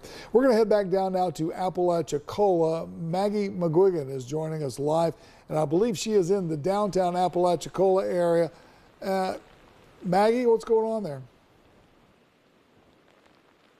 Yeah, Tom, we are in downtown Apalachicola. Sam and I have kind of moved in a little from the water, but the rain and the wind have not let up. We are kind of being shielded by these buildings. I'm right in front of the post office. We have the Al Cafe here to my right, and Sam is being shielded from the rain under the brewery. But we have still seen a few people out here driving around, kind of checking out the storm. I think now that it's picked up a little more, people have kind of gone back to their homes, but yeah, definitely people still exploring here, and we're expecting this wind and rain to kind of keep picking up. As you can see, right across, the trees are blowing, and yeah, the water is definitely still coming in too. Does it look like there's anybody downtown? Are y'all seeing anybody on the streets at all down there?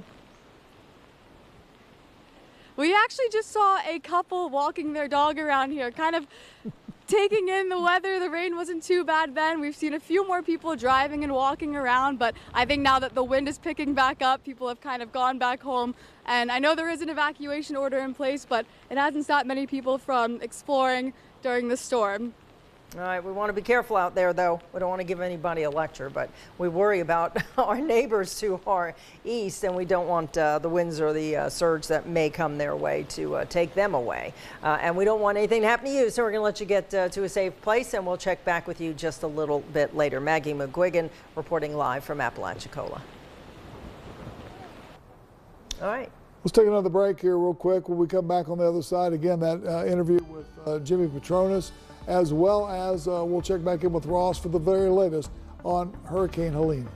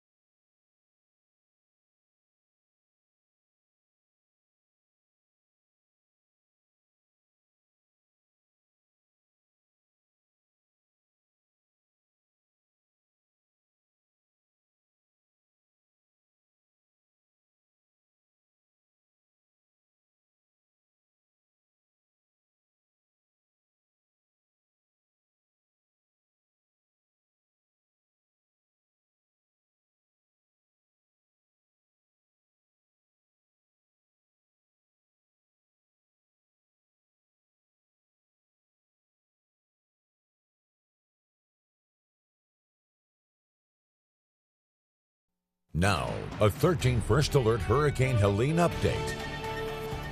Welcome back, everybody, to our special coverage for Hurricane Helene. I'm Amy Hoyt. And I'm Tom Lewis. There you go. And we're going to throw it now over to Chief Meteorologist Ross Whitley, as well as morning meteorologist Amelia, who's joined us now, and find out what the latest is going on with the storm, Ross. Yeah, we're 75 miles away, if you're in Carabel, from the western eye wall. And again, the storm is moving off to the north-northeast, so that gives at least some confidence without a wobble to the west that this may stay offshore, at least the most intense winds. You can see the core of the storm that is around the center of this Category 4. That is where the extreme winds are slightly to the east of that. So it would have to go almost due north at this point in time, or like I said, wobble off to the west would also have to be a possibility with this. So again, the core just 75 miles from Franklin County. We're also in this feeder band on the west side that has wrapped in that trough. So we're starting to get subsidence or sinking and drying air on the western side. So Walton County, the worst of the weather just about over for you. We'll start to see the rain subside in western Bay County as well, and that will work from west to east across the area. So still several hours to go in Jackson County, eastern portions of Bay County through Gulf, Calhoun, Liberty, as well as Franklin. Franklin will be the last one to clear this as that rotates on through, and we'll see this storm. So again, just 75 miles away from that eye wall. You can see this did a little kind of wobble to the east. It also looks like it's wobbling back to the west. A little bit of dry air in here, so that kind of helps the eye kind of act like a golf ball encased in basically a cup. It just kind of wobbles around inside of that. So even though the motion of the storm is north-northeast, you get the center to basically just move around in a circle around that inner portion of the storm. So that would likely arc it just a little bit and keep it from going straight onshore way off to the east. So this is likely still going to end up somewhere up in the northern portion of the bend for landfall, probably Taylor County for a landfall, unfortunately for them, getting ready to have another major hurricane make landfall across that area. Rainfall totals have been very impressive. Zooming in here, and we'll even pixel query some of the wind speeds off of this because we have seen quite a bit of wind increase over the last hour or so, especially as you're working down toward Carabel and Apalachicola, seeing those winds 30, 40 miles an hour. Same thing, Panama City, not showing that. That's actually a bad spot to even pick on that.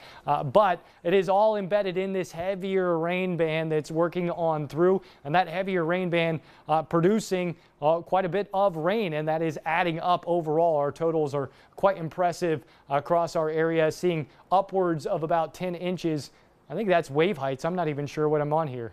Didn't even realize I had this, but since I am on it, might as well use it. Didn't know we had this product, but check out the waves on the eastern side. This is why we're talking about storm surge of 20 plus feet, because on the east side of this circulation, that's where you're seeing wave heights 20, 30 feet out over the water, and that water swell is approaching the coast. So zooming in here, you can see how the wave heights are increasing, and that swell is increasing into those areas as well as offshore. And then places like Tampa, going down to Port Charlotte and Fort Myers, we were looking at those area already seeing those waves and storm surge come in. So even after all of this energy works inland, you're still going to see all of this energy work to the coast too. So there is a lot more going on here than just dealing with the wind around the core. That storm surge is going to be substantial and certainly an issue overall. Again, going back to the radar here, looking at the core of this storm, we're just about 70 miles or 75 miles away from the western eye wall in Franklin County.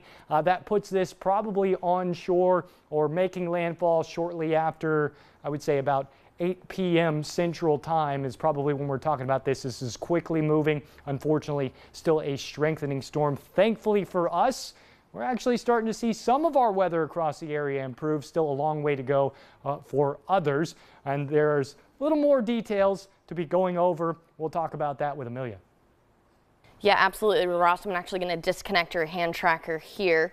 Just one moment as we get this going here, folks. But we've pretty much been spot on as far as this forecast goes, as far as timing and amounts of rainfall. In fact, Ross just showed you the recent rain reports, and we have been seeing upwards of 9 inches for our southeastern counties. Taking a look at the satellite and radar right now, again, we are still under this flash flood warning. That's going to go really all day, folks. But again, our southeastern counties, we've been spot on as far as 9 inches, and we're expecting potentially about a 3 more additional on top of that, equaling close to 12, potentially even more here heading towards the next few hours here. So these are the current rainfall totals as of right now. Apalachicola 9.5 inches.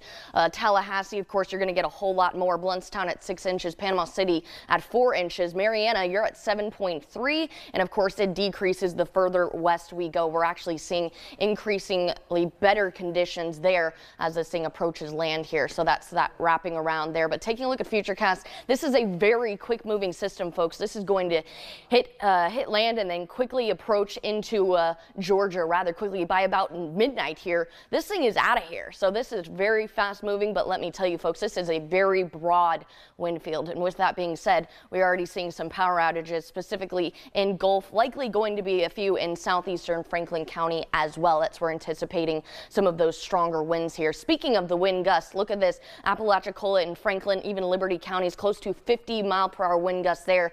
Tallahassee at 34. Blountstown, you're at 29. Look at Panama City. We have upwards of almost 32 to 35-mile-per-hour wind gusts. Of course, these are gusts. This isn't just sustained winds. Those sustained winds are a little bit lower than that. But looking at the sustained winds, this is where we're at here. Close to 30-mile-per-hour sustained winds. That will be increasing in southeast Franklin, Liberty, even Gulf counties are going to be seeing upwards of hurricane-force winds.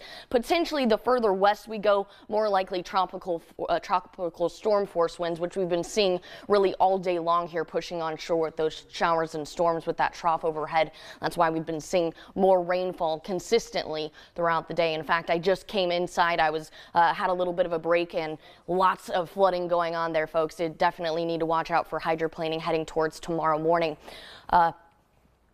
Okay, we're just getting a little bit of an update from behind the scenes here, but again, just going to continue to watch this thing as this thing approaches. We're going to get, again, hurricane force winds, specifically southeast Franklin. You're going to be getting those wind speeds, but it's quickly in and out of here, folks. So still taking a look at our watches and warnings. We still have warnings in effect. It did stretch a little bit further east here, so that's great news. Gulf, Franklin, Liberty, you're still under that hurricane warning. Bay, Calhoun, Jackson, you've actually been added into the tropical storm warning, including Washington, Holmes, and Walton counties. Again, tropical storm warning there because we're anticipating just tropical storm force winds up in that location. Okay, so we've been talking about the rainfall all day, folks. We just showed you the rain amounts. We're expecting upwards of 3, maybe 4 inches on top of what we've already had here. So with that, flash flooding, of course, is going to go throughout the night, potentially even into tomorrow morning. So as you hit the road tomorrow morning, even though this is going to quickly wrap up, we are definitely going to be dealing with some impacts here heading towards tomorrow. So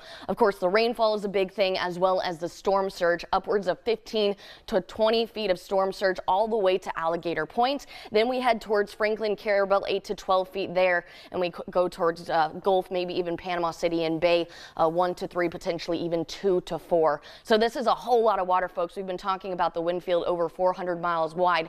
As it approaches, it is just shoving a ton of water on land here. I mean, 15 to 20 feet. I think about scuba diving. I think when I'm underwater, how can I really imagine that? It's hard to imagine. This is going to be catastrophic, folks. So we really need to be taking this seriously if you are in our most southeast portions of our counties here. Looking at the satellite and radar, again, we are getting close to approach. We're thinking landfall by about 8 p.m.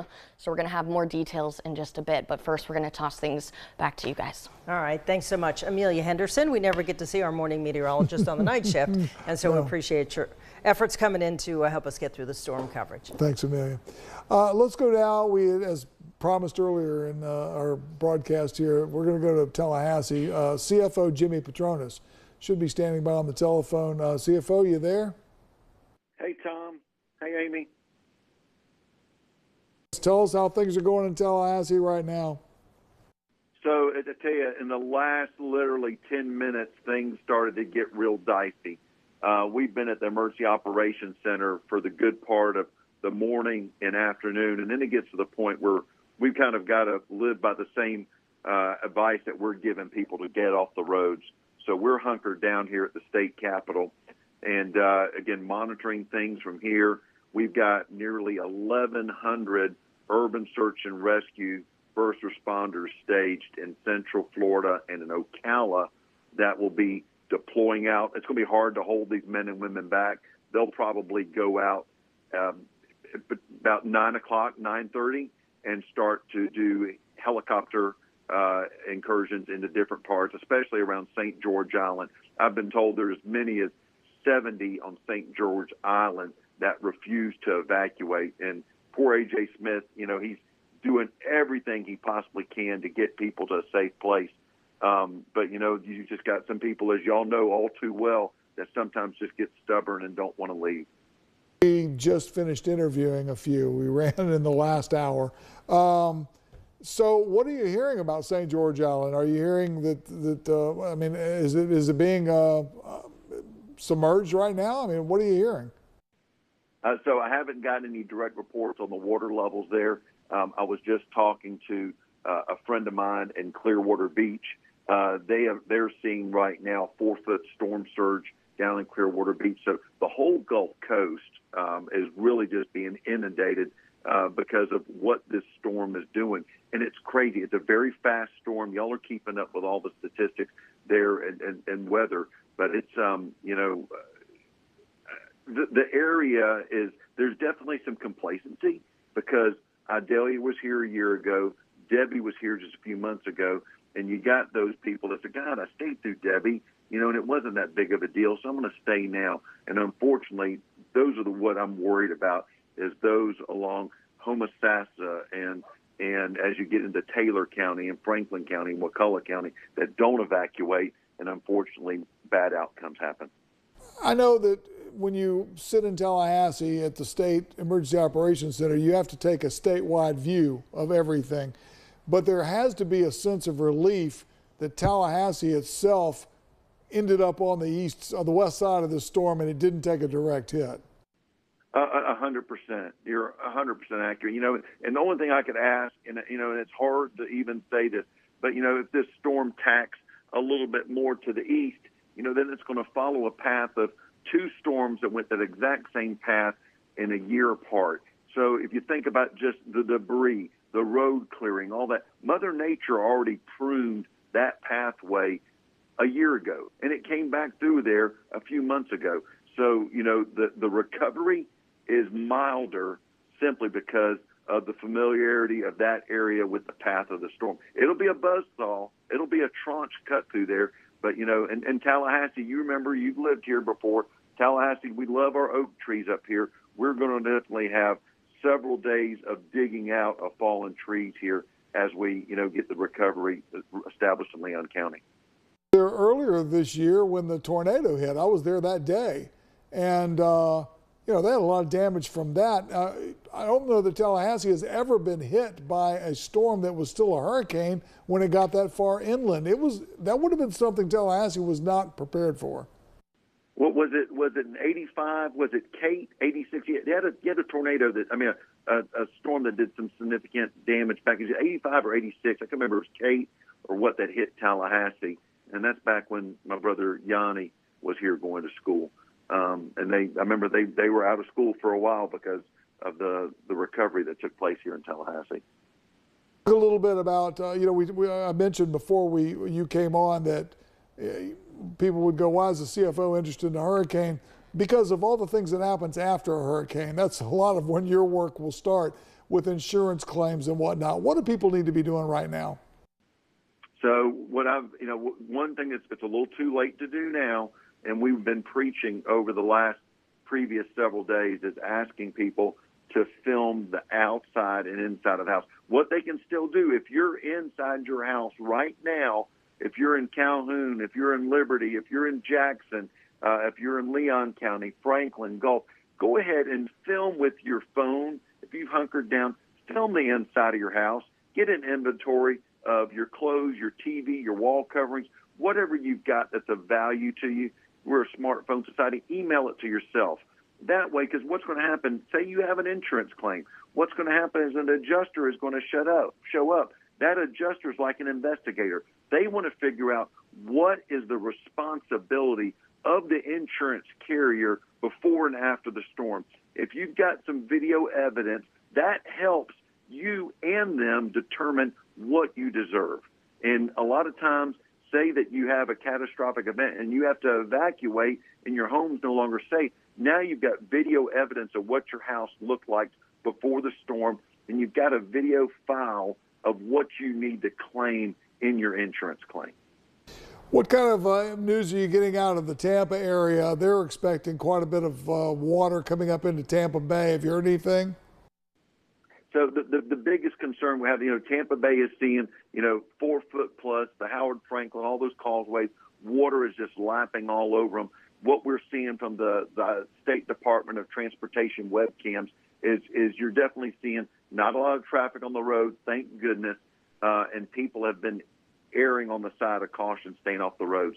But, where I've been concerned is those are densely populated areas.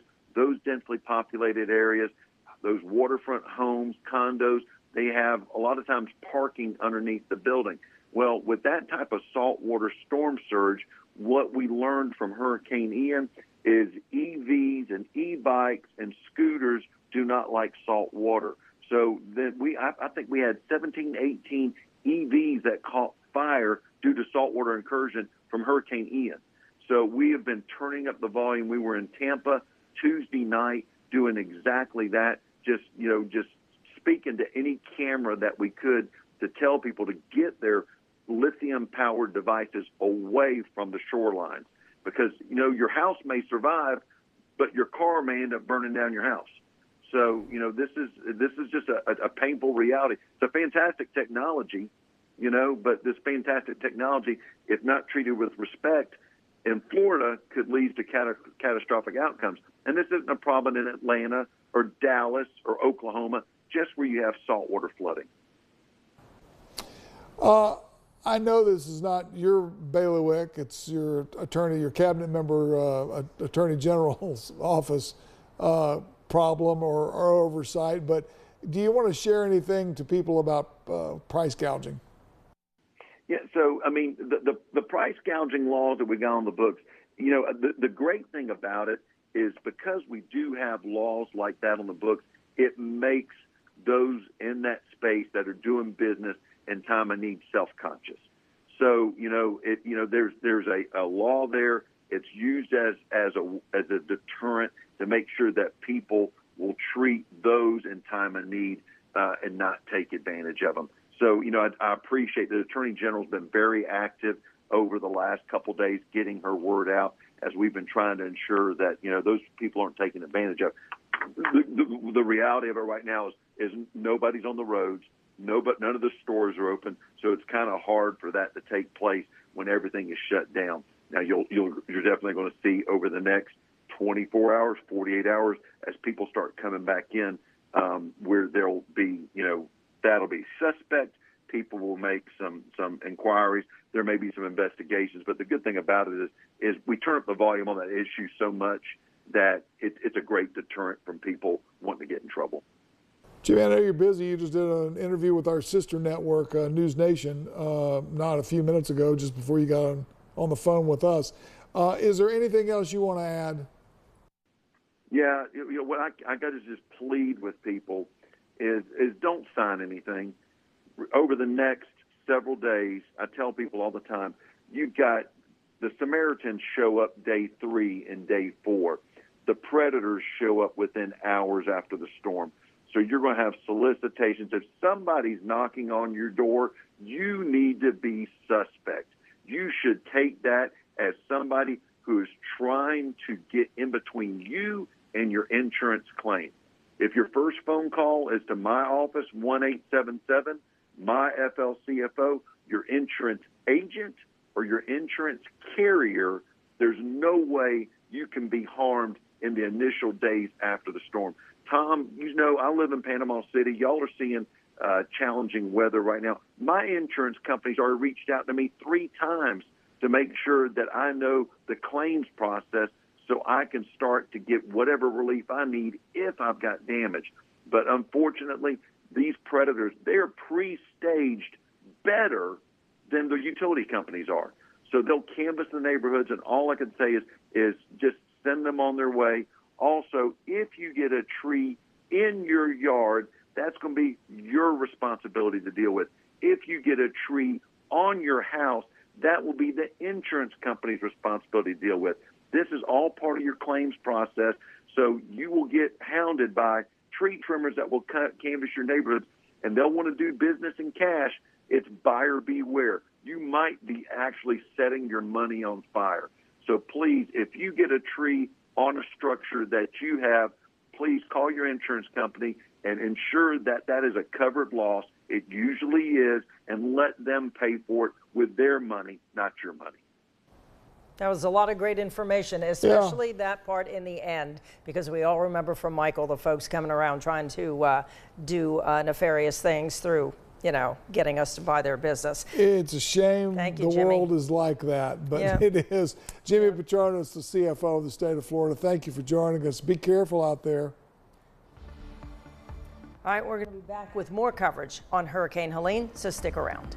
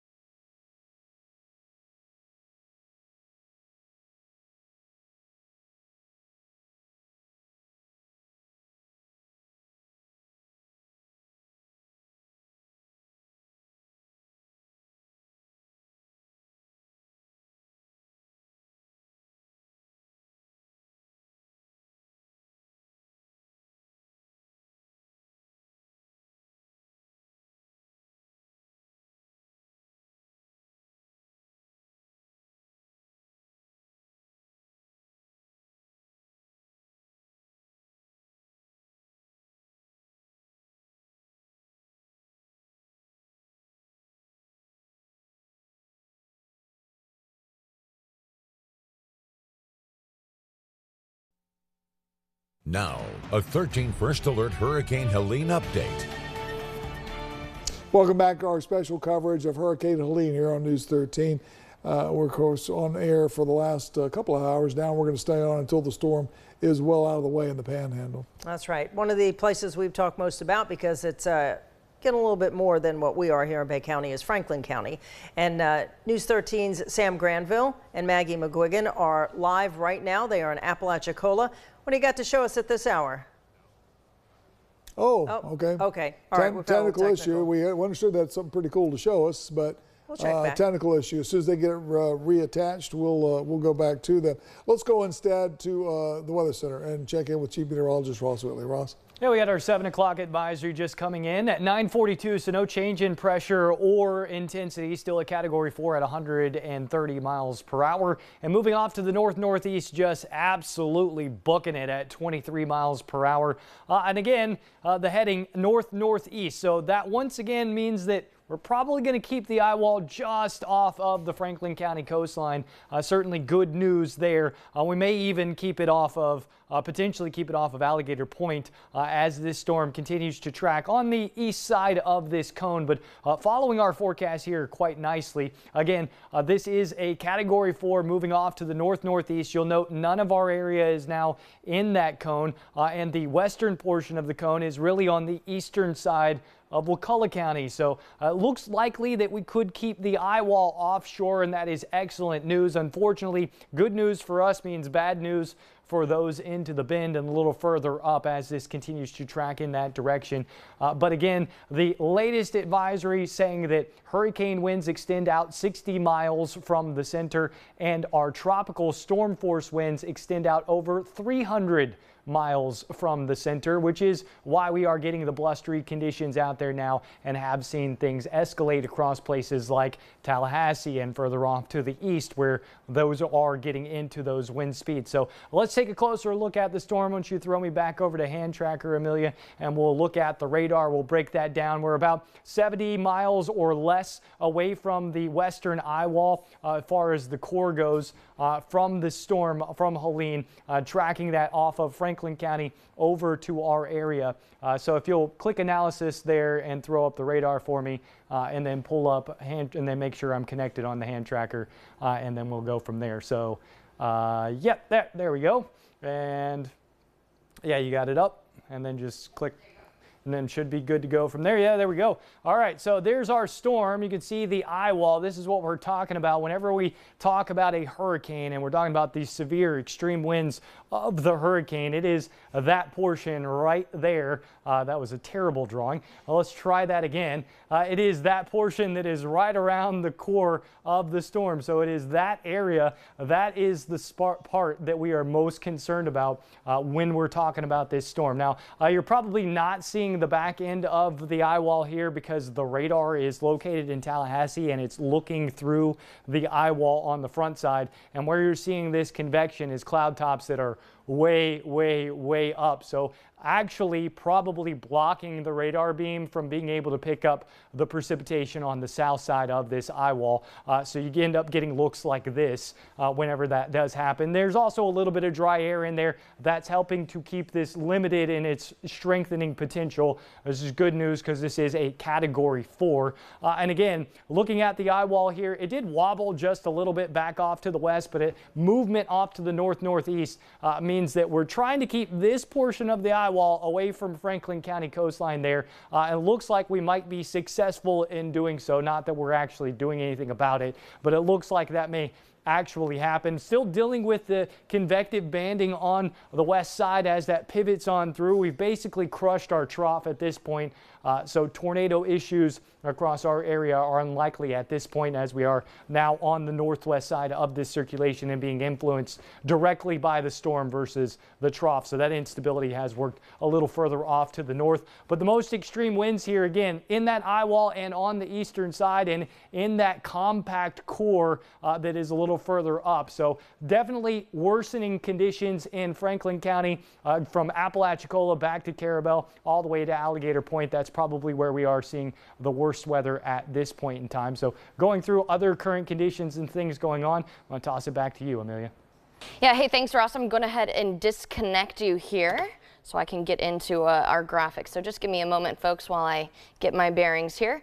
All right, so we're going to go ahead and look at our latest storm reports. In fact, we did have a water spout that was reported just offshore. That was at earlier this morning here. We've had a few other reports, but we're going to go ahead and take a look at some of our current conditions right now. Taking a look at our roadways, we have had reports of upwards of 9 inches fall in a very short period of time, folks. So I was just on the roadways. I had to slow down in certain areas because hydroplaning definitely going to be a big factor here, especially heading towards tomorrow morning. Even though this is going to wrap up pretty quickly for us, folks, the impacts are going to continue to be on the roadways here heading towards tomorrow morning. So just keep that in mind for your early morning commute. Maybe give yourself a little extra time. And again, watch out, especially on overpasses. You look at Hathaway Bridge right now, just a whole lot of rainfall, and it looks like it's definitely started to pool and will continue to do so as we're expecting, another 3, maybe even 4 inches heading our way once we kind of wrap this thing up. So as of right now, this is the rainfall totals right on with our forecast. This is what we were expecting here, 9.5 inches in Franklin County, Apalachicola. Now look at Tallahassee. They really haven't had a whole lot as of yet. That is definitely about to change here. Blountstown at 6.4, Panama City at 4.2. Of course, things get a little bit better the further west we go at Destin, just over an inch there. But if you head towards the northern side of I-10, look at Mariana. Over 7.5 inches of rainfall there. Again, we are expecting more in the way of that here in the next hour or two. Now with the rainfall, again, the biggest threat as well is going to be storm surge. So upwards all the way through Big Bend into Alligator Point, 15 to 20 feet of storm surge. That is catastrophic, folks. This is a very wide wind field. As it's approaching, it's just pushing a whole lot of water on shore for us. Now heading towards Franklin, 8 to 12 into Gulf, maybe even parts of Bay, 2 to 4, potentially 5 to 6 feet of storm surge. So that storm surge definitely going to be impacting our area. Of course, not as much as the Big Bend, but still something that's going to be impactful. Now let's talk about these wind speeds. Now pretty much all day long this morning, I've been covering it here. We have had tropical storm force winds pushing onshore with those feeder bands throughout the day here. That's upwards of 30-40 mile per hour sustained winds, potentially even stronger than that with the wind gusts. So this is the sustained winds as of right now in Franklin at 30 miles per hour. Tallahassee, you're going to get hit with even stronger winds within the next hour or so at 15 mile per hour winds there. Blountstown at 11 miles per hour sustained, and in Panama City we're at 15 mile per hour sustained winds. Let's talk about our wind gusts right now. Of course, again, as this thing approaches, we're expecting wind gusts to continue to increase, especially for our southeastern counties. So Apalachicola, you're at 46 right now. Again, that's in Franklin County. Tallahassee, again, I want to continue to mention this because that is where we're expecting the eye wall to go right over 35 mile per hour gusts. As of right now, that's going to increase to potentially 80, upwards maybe even 90 miles per hour as we see this eye wall wrap up into Tallahassee and as it's approaching Georgia as well. Blountstown 31 miles per hour right now, 34 mile per hour gusts in Panama City. So it is breezy out there to say the least, folks, and that will continue into tomorrow. So I know this is going to be a fast moving system, but do keep in mind the impacts will linger into the next few days. Even though we are anticipating a whole lot of sunshine for the next few days as we wrap this thing up, we are going to continue to get a lot of saturation on the roadways. And with that being said, again, the flooding is going to continue to be a big factor. That's why we have this flood warning in effect throughout the entirety of our counties. Again, that goes all the way through tonight, potentially into tomorrow morning. Again, that's why we're expecting those impacts to continue to linger for us. This is one look. I was talking about bridgeways and overpasses. You want to stay off of them. Really, of course, not a whole lot of action on the roadways, which is great. You want to stay home and just watch us, of course, on air, online. And if you haven't done so already, download that Storm Track 13 app. It's an easy, quick, free download, and make sure you have your notifications on. We're going to give you the updates as we get them in here. But this is the current conditions. Again, a lot of rainfall has been put on the roadways here. So pooling, flooding, definitely a possibility here.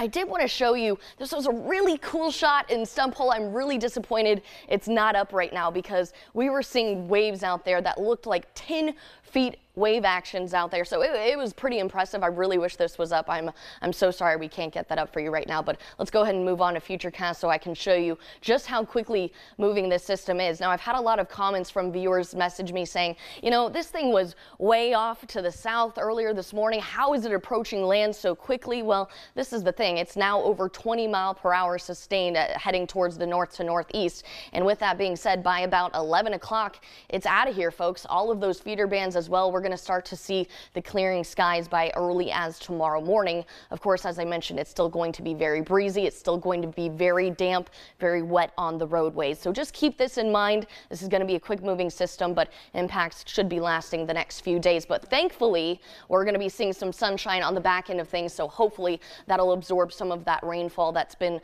absorbed into the ground here for today. And it's just kind of pooling out there. So sunshine all the way through the foreseeable future. We love to see it, guys, but we're going to continue to give you updates here in the next few minutes. But for now, I'll toss it back to you guys. All right, thanks so much, Amelia Henderson and Ross Whitley. As promised, we're going to go back live to Apalachicola. Maggie McGuigan is standing by live. Maggie, what's going on there? Yes, so I've definitely found an interesting spot up here. This is not the way I expected to explore Apalachicola's landmarks, but Sam and I wanted to give you a wider look at where we are. In the past 5 minutes, the rain and the wind have definitely picked up. We can hear some thunder rumbling over across the water, and now the sun has gone down, but over the street lamps, we can see the rain forcefully coming down. It's definitely picking up as the storm starts to make landfall. Now, again, we are hearing the ocean picking up, and we can see the rain coming down and kind of taking over the street. We haven't seen too much of people out here. A few more cars have been driving by. We actually have a few people walking over there right now. But yeah, we just wanted to give you a wider look and see what's going on over here in downtown Apalachicola. Maggie, it looks very dark there. About the only thing I see is the street light there. Are they having power issues there, or did everybody just turn their lights off? I believe everyone turned their lights off. Everyone has evacuated here. A bunch of the buildings are boarded up, but there are a few street lamps keeping some light over us, and we have one on me as well. But we are definitely looking to head out of here soon as the storm ramps up and starts to make landfall. The thunder is rumbling for sure, and winds are definitely picking up. So, yeah. All right, Maggie, thanks very much. Maggie McGuigan reporting live from Apalachicola Beach. We'll check back in with her and Sam Granville a little later on in the show. We've had some let's face it, folks, after Hurricane Michael damaged a whole lot of our stormwater drainage systems here. We've had flooding problems for the last 6 years that we never had prior to that. Panama City, Lynn Haven especially, and Lynn Haven's got some flooding and some closures, right? There are some around the area. Yeah. And just a reminder, you can go to mypanhandle.com if you miss what I'm saying and check it out a little bit later. Pardon me. Arkansas Avenue between 11th and 12th, this is Bay County, flooded. The Public Works Department has barricaded that road to close off traffic through that area. Azalea Street on Highway 231 is underwater.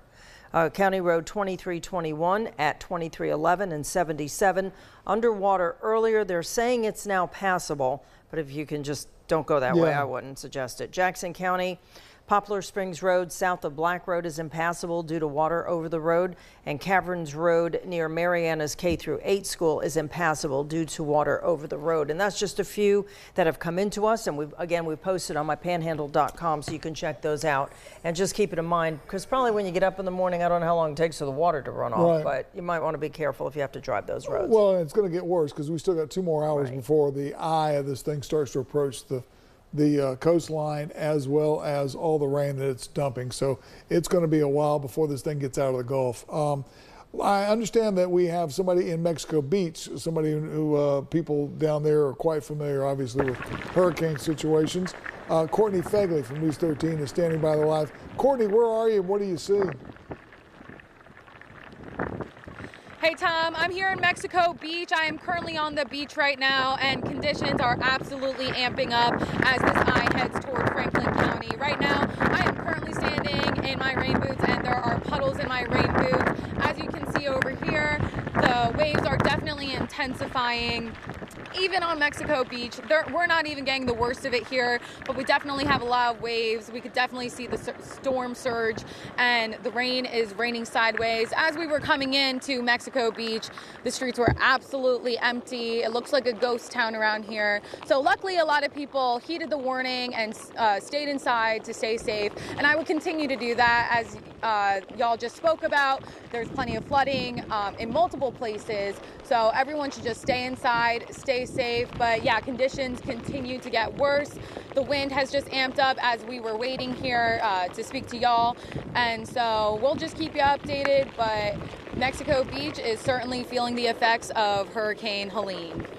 All right, Courtney, thanks very much. Courtney Fegley reporting live from Mexico Beach, and I will tell you that She didn't see anybody on the streets, and it looks like a ghost town, probably because a lot of people left. It's not they're inside, they left. I don't blame them either, because obviously they were ground zero for Hurricane Michael 6 years ago. I mean, that's what that was our biggest one in recent years. Yeah. That's why we keep referring to it. And if you live through it, well, you know why.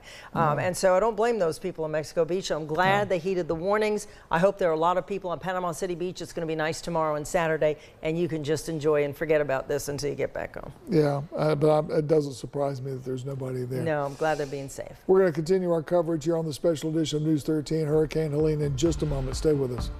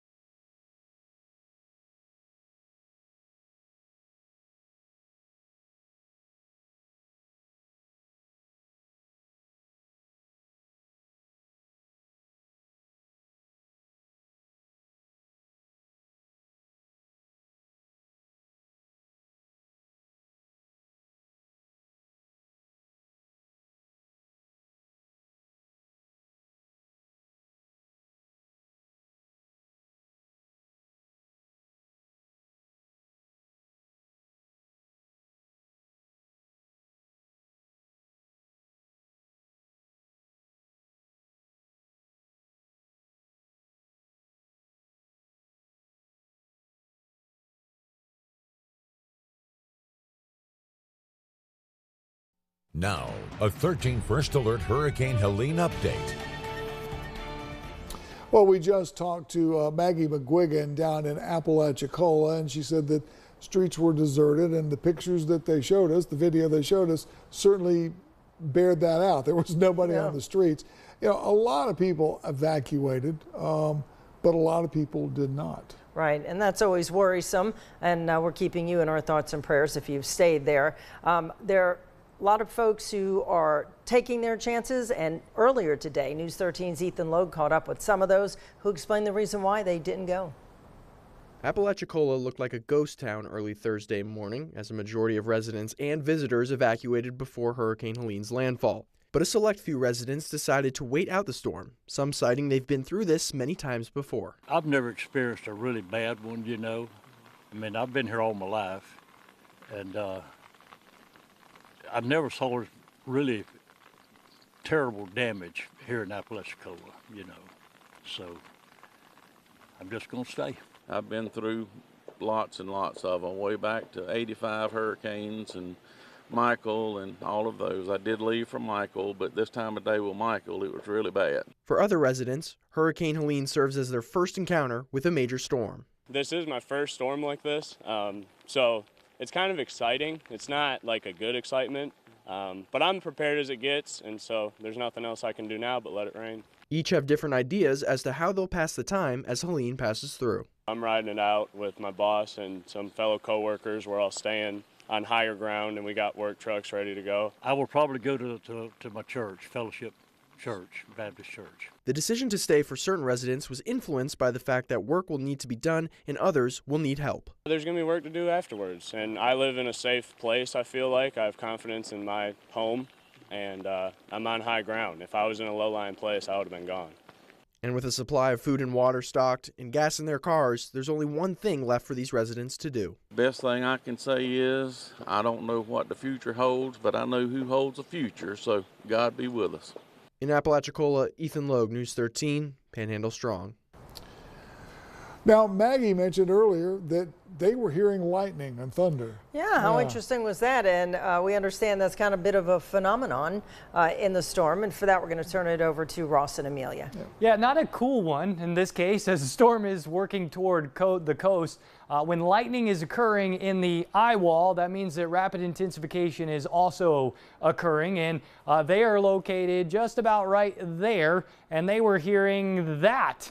The lightning in the eye wall, so the thunder that Maggie was referring to, she was referring to the lightning rotating around this storm, which appears to be intensifying quite rapidly here as it is approaching land. Unfortunately, the land friction is helping this to compact a little bit as it is getting that friction from basically all sides. And a storm of this magnitude that actually was a little wide and had a little dry air to work with, the compaction, the tightening of that is just like a figure skater doing circles on the ice. If the figure skater brings the hands in, it goes faster. Brings the hands out, it slows down. And that's exactly what a hurricane does as well. As you tighten up that angular momentum, you spin the hurricane faster, and that means that the storm is also stronger. And we're getting those intense updrafts on the north side of this eye wall here. And again, the idea is that we want this eye wall to stay off of the Franklin County coast, and it's going to be a very, very close shave here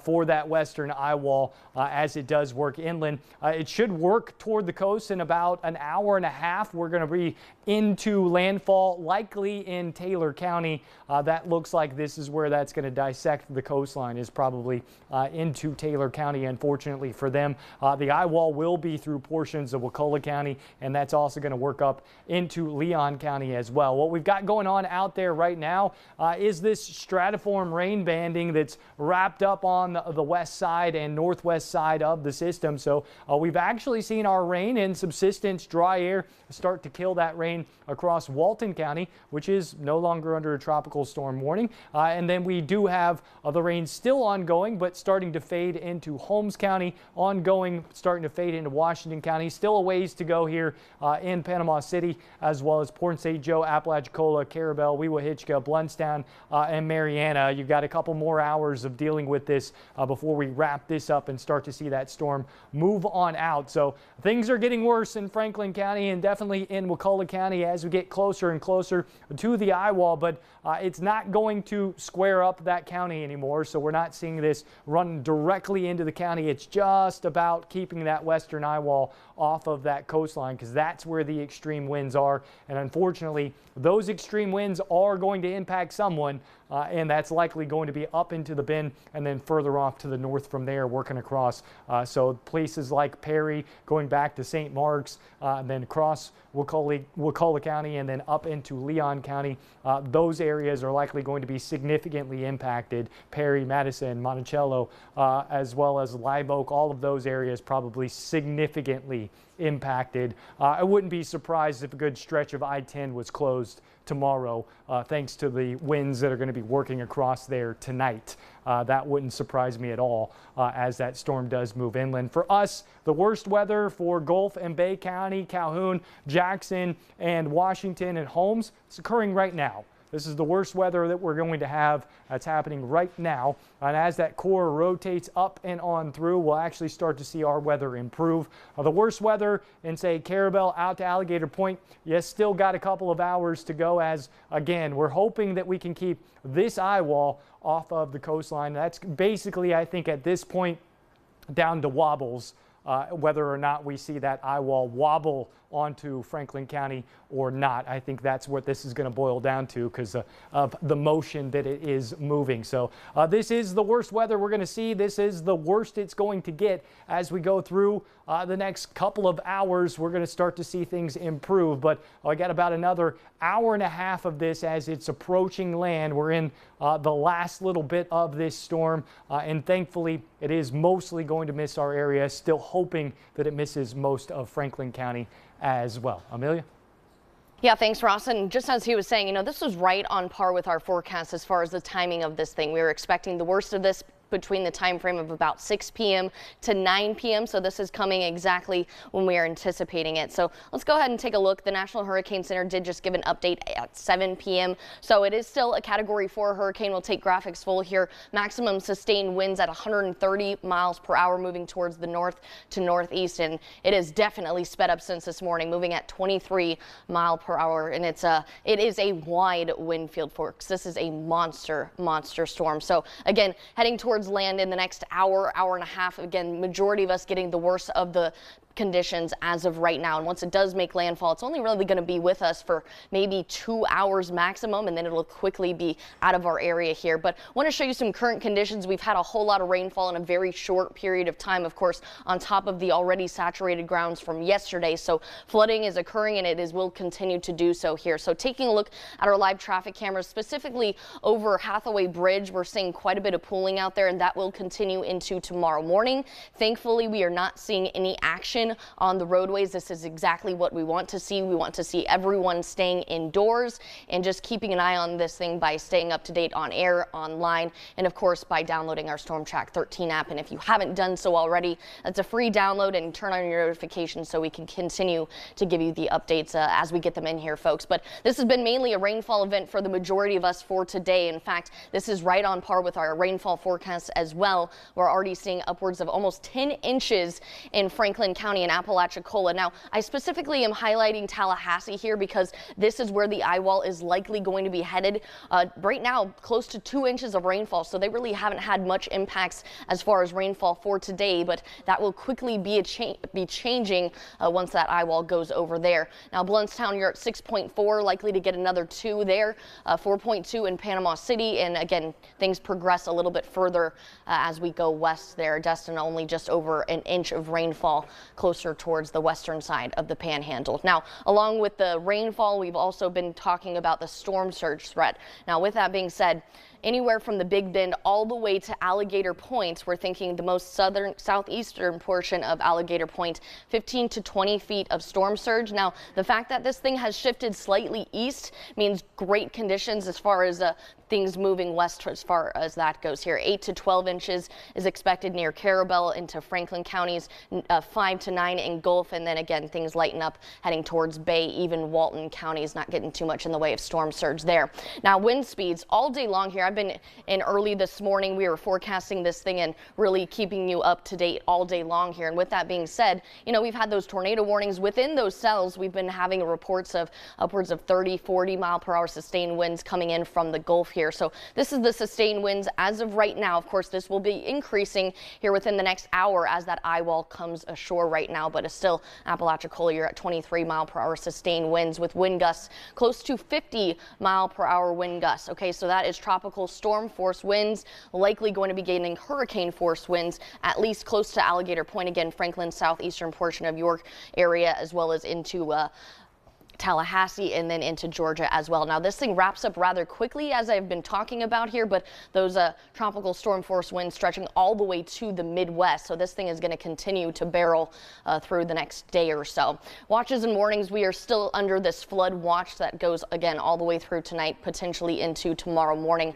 Flooding is definitely still going to be a big issue here, folks, especially on the roadways. Now, I know most things are opening back up, especially in Bay County heading towards tomorrow morning. So if you are an early commuter, you need to be watching out for this. I've been talking about overpasses, talking about bridges. They tend to be a little bit more slick, get a little bit more in the way of flooding. So that is definitely what is occurring right now. This is a live view at our Hathaway Bridge here, folks. It's just a mess out there. Thankfully, not seeing too much in the way of activity on the roadways, as I mentioned. Still not getting this stump hole. I'm really disappointed here, folks. I want to show you the wave action out there.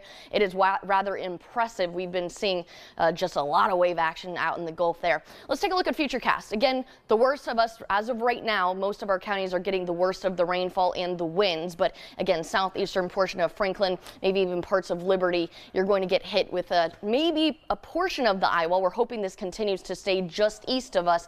But look at this, by about midnight, this wraps up. It's already into Georgia. This is going to be a very, very fast moving event. Once it comes on shore, it's out of here within about 2 hours or so. Of course, we'll have a few lingering feeder bands coming off of that into early hours of our morning. But then we start to see the clearing skies. Tomorrow is actually going to be a sunny day, folks. So that's actually great news. It'll help kind of absorb and take in some of that water that we have been seeing today. And look at this, for both our coastal and inland areas heading towards tomorrow, nothing but sunshine in the foreseeable future. So that's great news. Just have to get through tonight, folks. Again, download that Storm Track 13 app. We're going to continue to give you all of the updates as we get them in.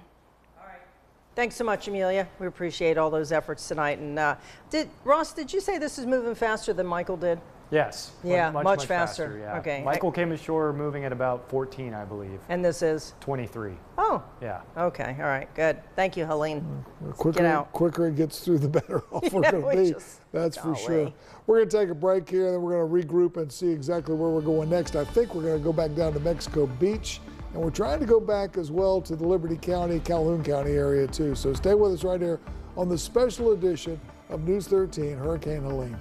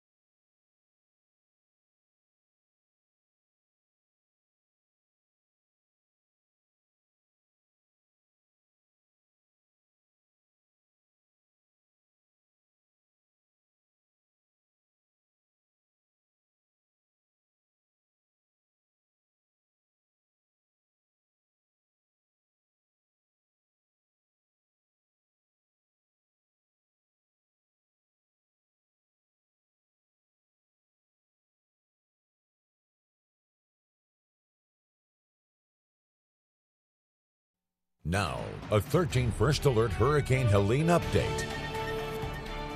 Welcome back, everybody, to our special report on Hurricane Helene. We are waiting with you for this to finally come ashore and move inland so that we know that all of our friends and relatives in this area and our viewers across the Panhandle are out of harm's way, and wishing the best for the folks that are getting the worst of this a little to our east. Yeah, a lot of folks are sitting at home, and they will be sitting home tomorrow because a lot of businesses are closed, definitely closed tonight and earlier today. definitely be closed tomorrow, as well as schools. That's right. All schools are out tomorrow around the Panhandle. Every county decided to go ahead and take Friday off as well, because we don't know how much rain we're going to get before it's all said and done. And, you know, there's some dirt roads and the school buses. It's hard to get through. So schools are out tomorrow for everybody except Walton. We're going to be talking to the Walton EOC director in a little while and just double check. That was the only county that was going to open tomorrow as well. So we'll check on that. But no school tomorrow, so but the weather will be better. That's the good news. A lot of schools are used for shelters as well. So if you've got people living in those schools over the next couple of days, can't have school there. So I think most shelters are hoping that they'll be able to reopen for school on Monday. I think most shelters will probably wind down over the weekend, but again, we're going to keep you updated through the weekend to find out how that all works out. You know, one of the guys who's really busy here in this area is Bay County Sheriff Tommy Ford. A couple of years back, he was named as the coordinator for Sheriff's Office resources for disasters and emergencies, and this is only part of his job, obviously keeping our areas safe from crime as well as keeping people safe during disasters.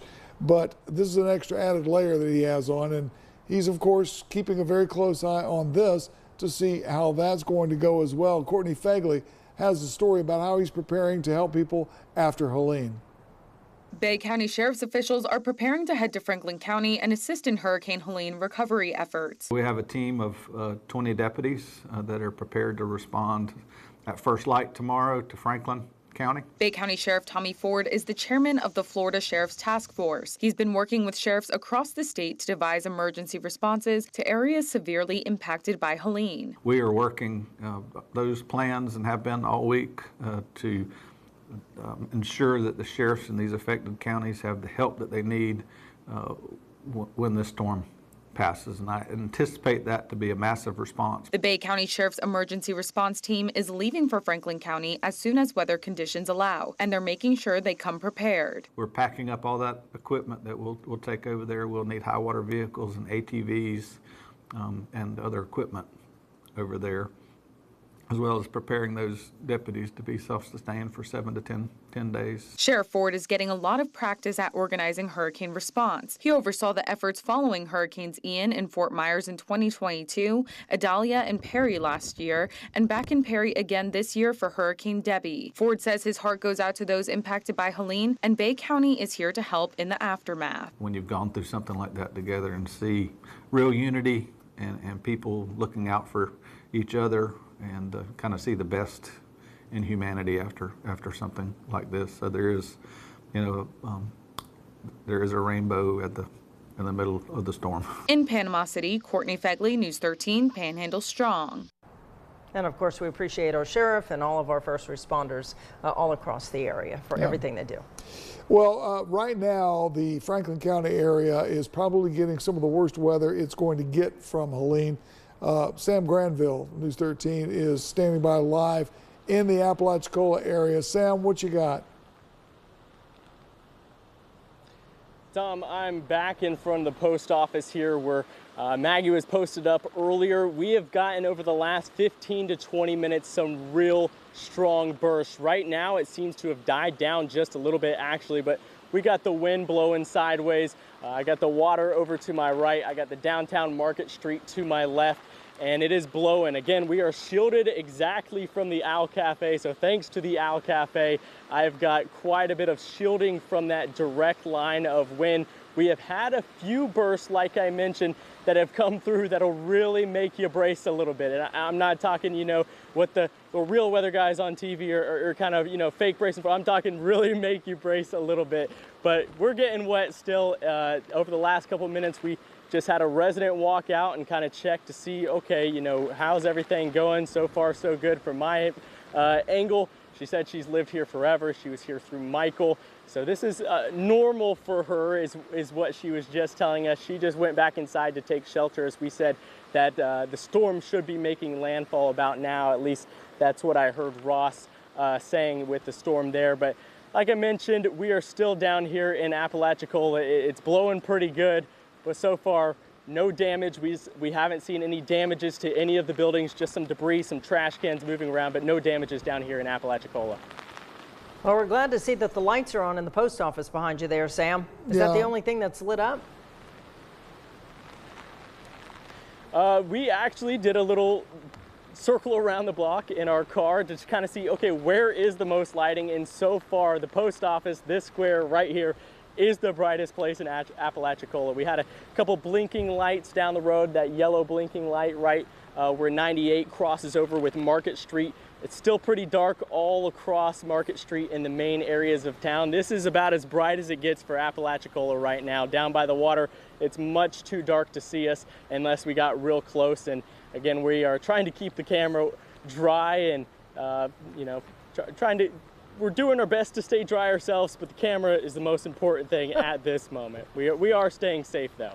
All right, well, we're glad to hear it. Sam, there is a band of the storm kind of passing over you guys right now. Ross told us right before we went to you live that that's probably the worst you're going to get over the next half hour.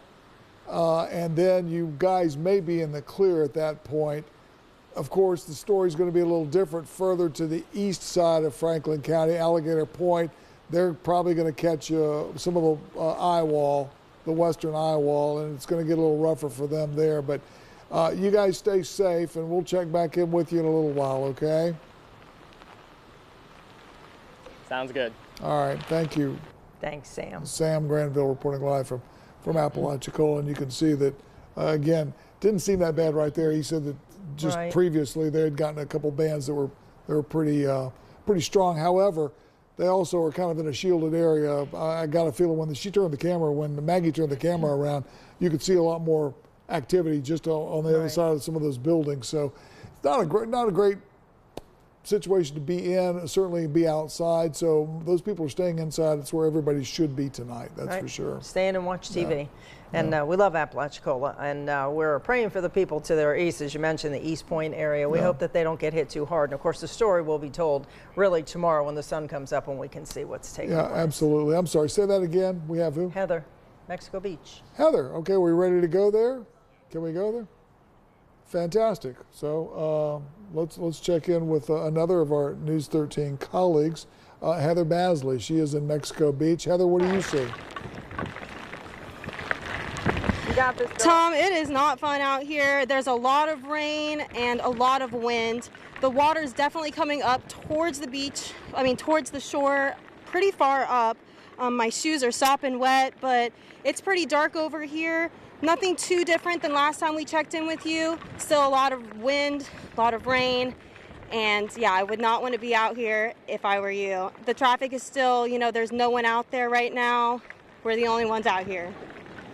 All right, well, you guys stay safe. You look like you're getting more rain than Sam and Maggie, so it must be a band that's coming over Mexico Beach, and we're glad we're further east and not getting the hardest hit from this storm like they did during Hurricane Michael 6 years ago. All right. Heather Basley reporting live. Thanks, Heather, from Mexico Beach area. We're going to take a break now, and we'll be back in just a few more minutes with our special edition of News 13, Hurricane Helene.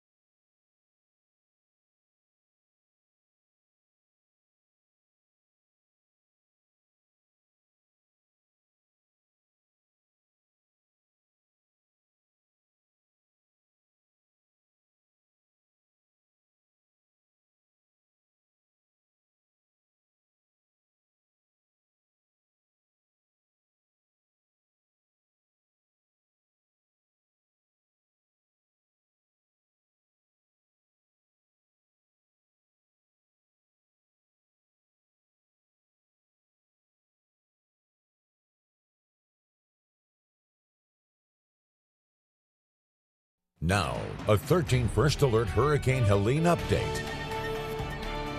Welcome back, everybody. We're staying here with you and bringing you images of the storm that has hit part of the Panhandle. A lot of rain, heavy rain, and we're expecting flooding, and roads are being closed, even in Panama City, Bay County, where we're not getting nearly what they're getting to our east. So for the very latest, we want to see what's happening outdoors. Here's Chief Meteorologist Ross Whitley. Yeah, we're in the worst of it right now for most of the area. This is the worst it's going to get, this banding and the tight portion of the banding working on through. So from Bay County, Calhoun, Jackson, Gulf, Liberty, this is the worst it's going to get. As the storm starts to work inland, we'll actually start to see improving conditions. We've already improved the conditions into portions of Holmes County and Walton County as we're getting subsidence there. But the eye wall working inland, National Weather Center is now saying that they're getting ready to issue their extreme wind warning probably in the next 30 minutes. That's for winds greater than 115 miles per hour. The National Weather Service has only issued about 5 extreme wind warnings. They started doing that back in, I think, the late 2000s, about 2009, 2010 is when they started doing extreme wind warnings.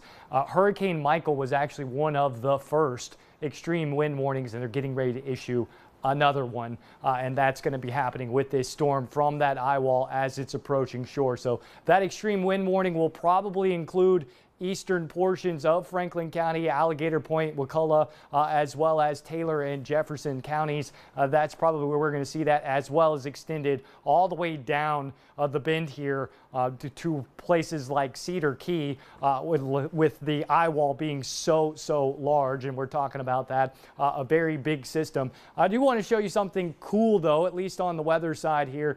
We have the ability to look at this storm in 3D, and you'll see what hurricane hunters send out a lot of time with the stadium effect.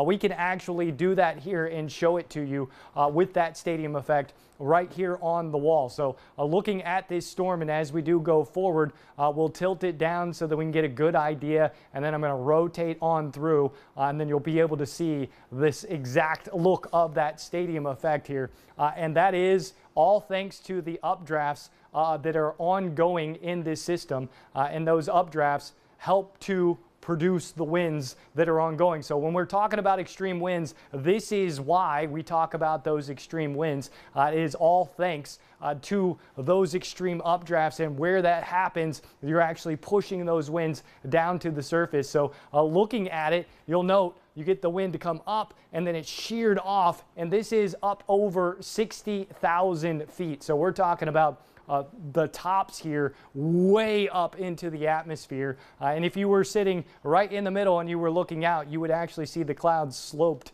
at a stadium style away from you, would be going out in every direction. That's what happens. We get air to sink in the middle, which is why we clear out the eye. It is sinking subsistent air. It actually is warmer air when hurricane hunters fly on through. When they get into the clear eye, the temperature rises, and that is that warm sinking air. Where we have the rising air, that is where we get that violent motion. So you have sinking going down in the middle, rising going down on, or rising going up on both sides, and that's what causes this violent motion with a very tight gradient of pressure. It gives you this type of look, which is certainly a very cool thing, at least as far as the meteorology goes. A very scary thing when you're talking about that happening approaching land and is going to impact people's lives. Fortunately for us here across the Panhandle, Bay County, Washington County, Holmes County, Jackson County, Calhoun, and Gulf, again, this is the worst it's going to get. Still have some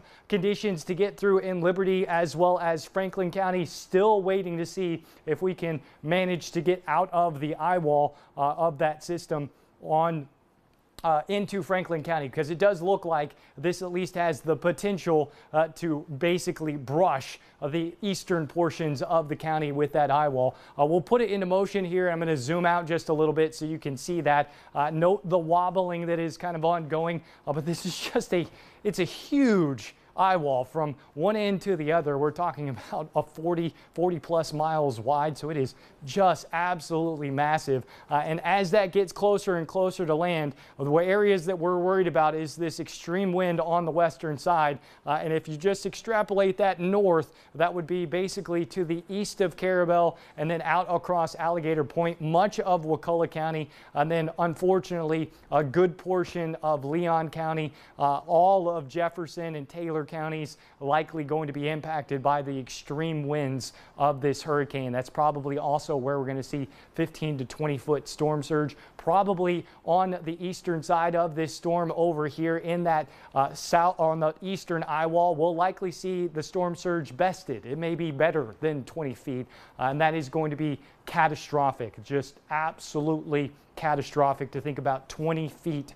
of water above the ground is just a nightmare, and that is where that is headed. Amelia, if you will, jump me over to the graphics here and kill our hand tracker, and we'll go right on through from that. But overall, what we're looking at is Hurricane Helene. Max winds up to 130 miles per hour. You can follow the track. It's been moving north-northeast all day as expected. Since about 4 a.m. last night, that's when the modeling suggested we would get that harder turn, and the global models nailed it. The Euro and the GFS, they got this almost exactly right as they are followed the track and then going forward.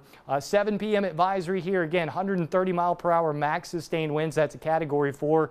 This is going to be catastrophic for a lot of individuals, especially over into the Bend.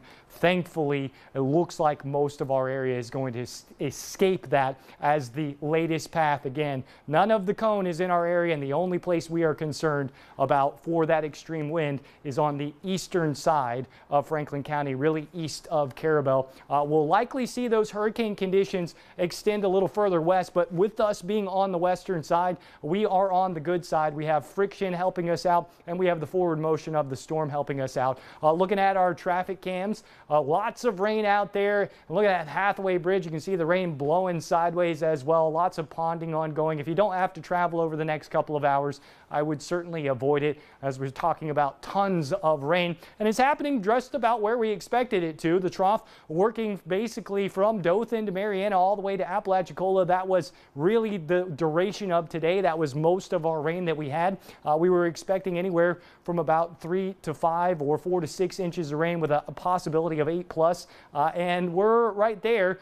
We had the possibility of 12 plus in Apalachicola, and I think we're going to be right on the nose with that as well. 3 to 5 was the forecast in Panama City. That might have been a little under with isolated amounts greater than that. And then less than an inch as you work back off west to Walton County, and from there. And note, we've had way more rain than Tallahassee, which is getting ready to get into the core of this system. Unfortunately, as mentioned, the size of this storm and the forward movement of this storm helping to propel not only the wind but the water. The water has to be moved by something, and in this case it is the wind and the forward movement. So that is 15 to 20 feet. Look at the inundation. That's what our coloring is here. The inundation expected in Wakulla County almost makes it to Leon County. That's how far inland the water is expected to go. And then same thing in Franklin County. We are still expecting that inundation. That slide off to the east, though, is helping us out, because instead of us forcing that water in with an east wind, we have more now of a north wind working across Franklin County. So that helps to push the water back out, even though we are still pushing the water in to places like the Ocklawackney, out into Alligator Point, out across Wakulla, and then back up to St. Mark's. That's probably where we see the most significant storm surge, at least in our area. And then probably the highest storm surge is going to be on that eastern eye wall that'll be working into, unfortunately, probably Taylor counties. Looking at our wind speeds right now, back there across Apalachicola, where we've had Sam and Maggie reporting for, are seeing the winds sitting sustained at around 30 miles an hour, where we had those reports out on Mexico Beach. Also, the wind sitting there about 15 to 25 miles an hour. Gusts, yeah, they're approaching tropical storm force all across the area, anywhere from 35, 37, all the way up to 46. Obviously, the strongest winds are offshore and toward that core, getting some stronger winds out on St. George Island. But as mentioned, Thankfully, storm surge is probably a little bit less because note the wind direction here, pushing that water basically due offshore. Only places where we're still getting the water inundation thanks to the wind is going to be up into Alligator Point at this point in time. But as that rotates on through, we will see all of that wave energy also working to the coast too. So just because the storm moves through doesn't mean, hey, it's a good time to go down to the coast and see what the water looks like, because we will still see that water rise as all of that energy has to come ashore. The future winds here going forward right about on the nose as far as the wind gusts go. What we're most concerned with is just keeping the eye wall right off the edge of the Franklin County coastline there. Our modeling still saying that that is a possibility. Unfortunately, it looks like that's where the extreme winds are going to be, is out there on Alligator Point. Looking at Tallahassee being in the western eye wall, much better than being in the eastern eye wall, because you'll note as this is moving inland, we're looking at the wind speeds and the higher wind speeds. Those are located directly on the north and east side of the system. So thankfully, with us being on the west side of the system, as mentioned, that is helps to reduce the wind speeds thanks to the forward motion of the storm, as well as the friction of the land, helping to reduce that all out. So our winds really, again, as bad as they're going to be right now across much of the area. Still waiting to see how things play out back across Franklin County, which is reporting about 2,500 individuals without power at this point in time. Wakulla up to 800, and Leon County now up to 500 without power. So starting to get some power outages out there. That's probably due to the increase in the wind speeds that are approaching that area. Still under a hurricane warning, Franklin, Liberty, Gulf. Tropical storm warnings continue, Calhoun, Jackson, Washington, Holmes. But in reality, again, this is the worst the wind is going to get. Flooding, we've been dealing with it all day. We're going to continue with that for the next several hours as that trough starts to fade as the storm starts to work on through. But again, if you don't have to be out and about this evening, I certainly would avoid it.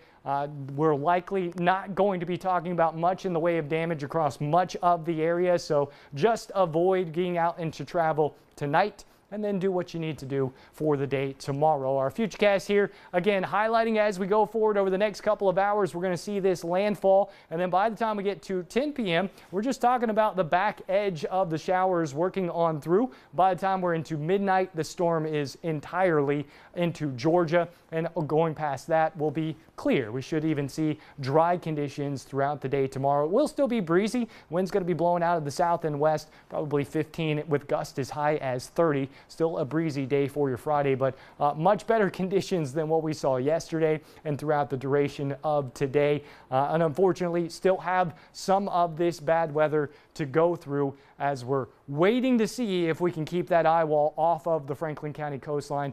That is the area that could still see those extreme winds. Tom, Amy? All right, Ross. Thank you, Ross.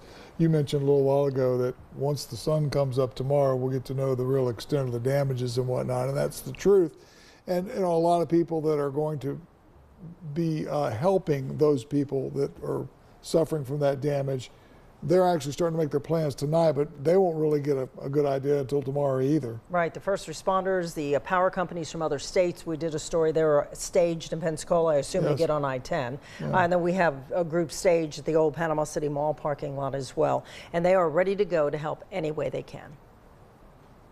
As Hurricane Helene approaches, emergency services are mobilizing and preparing for the recovery efforts that will follow once the storm passes. Bay County Fire Chief Matthew Lindeworth says the county is going over pre-plans. We're making sure that we're prepared for the community's needs and response capabilities of our first responders and our public works and things like that. So what we're doing is we're just assessing where we're at, watching the weather, getting briefings from state and federal officials. And then what we do is we formulate kind of our plan of attack, if you will, to make sure that we're ready. Currently, Bay County is not opening any shelters, but they have doubled up staffing. We've doubled the ambulance capability to make sure that anybody that has that problem, that has a medical problem, that we can address it.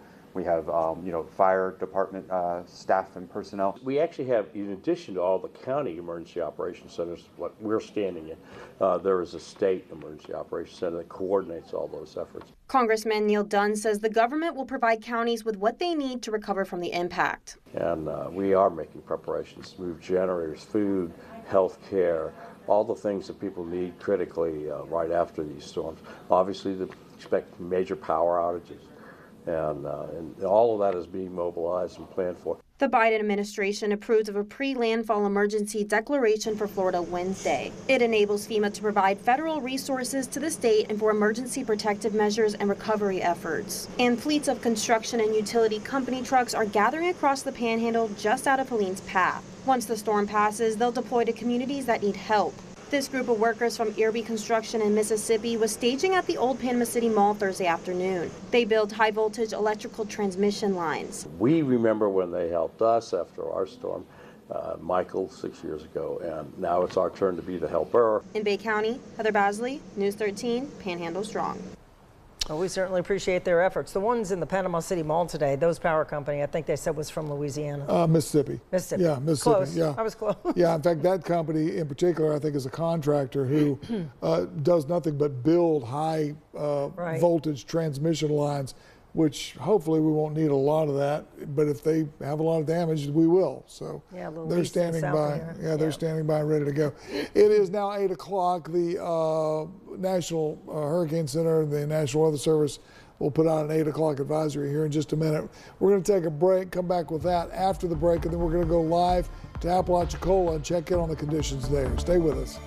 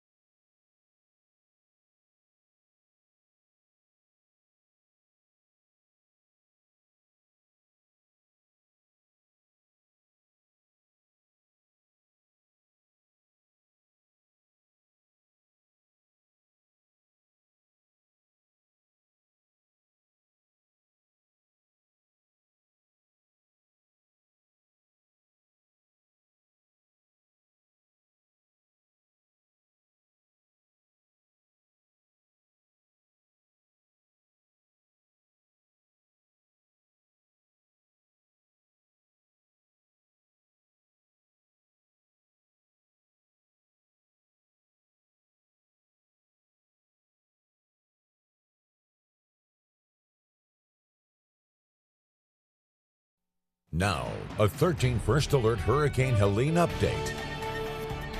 Welcome back to our special coverage of Hurricane Helene. That's right. We want to go over to Walton County now and see what's happening in their neck of the woods. They're further to our west, of course, maybe a little bit better place. Jeff Goldberg, the EOC director over there. Hi, Jeff. How are you? I'm good. How are you? Are things okay over there in Walton County? You seeing wind and rain at all?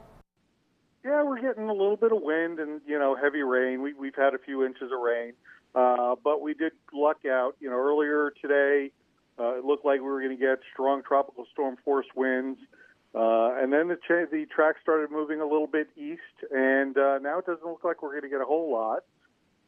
We've got our EOC activated. We'll probably demobilize everybody at about midnight and send them home. All right. Do you still have a shelter open?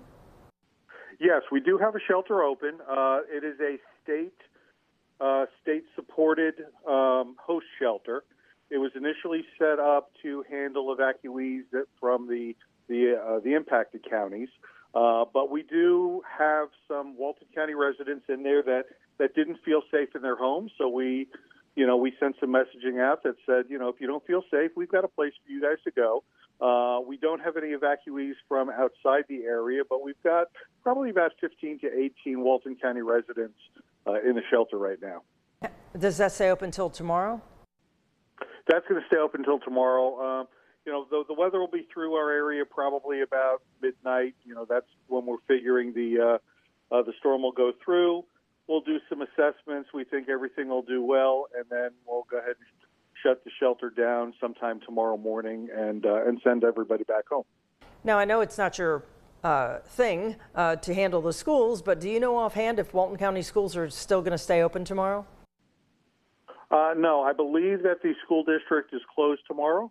One of the reasons that that decision was made by Superintendent Hughes is, we were discussing timing on the storm, and it looked like the storm wasn't going to get through until 1 in the morning, in which case they wouldn't have enough time to assess the schools, assess the roadways for damage and things like that to make sure that the buses were safe to get on the road by 5. So Superintendent Hughes went ahead and he erred on the side of caution and said, you know what, let's go ahead and we'll shut the schools down tomorrow, make sure everybody's safe and well, and we can get back to business on Monday morning.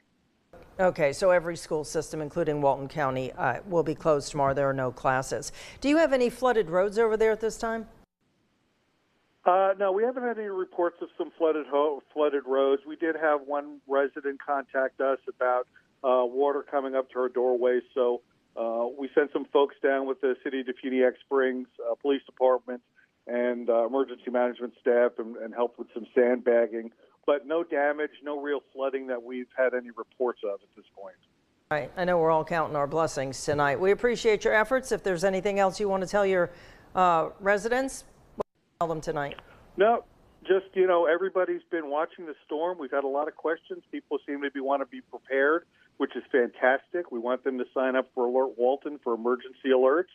And we wish our folks to the east well. We're going to be sending a few people to a couple of counties east of us to provide some mutual aid, seeing how we were spared. We want to help our sister counties east of us. I know they'll appreciate that. Jeff Goldberg, Walton County EOC Director. Thank you. You have a good night. Thank you. You too. Speaking of the counties to the east of us, Franklin is the one in our area that's probably going to get the most of the direct impact of the storms and winds and rain from Hurricane Helene. I believe we have Sam Granville standing by again in Apalachicola. Sam, what's going on there now? Okay, told we had him and then we lost him. So might be a little waterlogged. Might be a little waterlogged. Might be cell phone signal issues that we've lost our transmission line. We'll try and get him back on the line and take care of that in a few minutes. I've lost my train of thought. Where are we going next? Well, we talked a little bit earlier about some of the roads that were closed, even in Bay County, just from all the rain. And if you go online to the Lynn Haven Police Department, not online, but to their Facebook page, they've listed a number of streets that are starting to flood.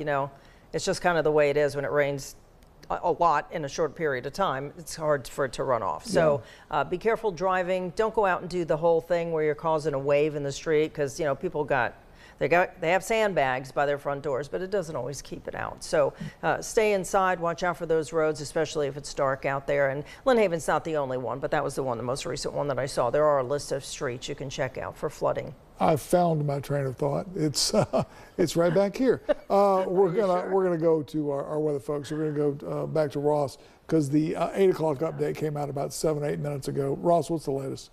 Looking at our storm here, we just got issued the emergency wind warning. It does not include any of our area, so that is the good news here. It does include portions of Wakulla County as well as portions of Leon County. I had to draw it in, sorry.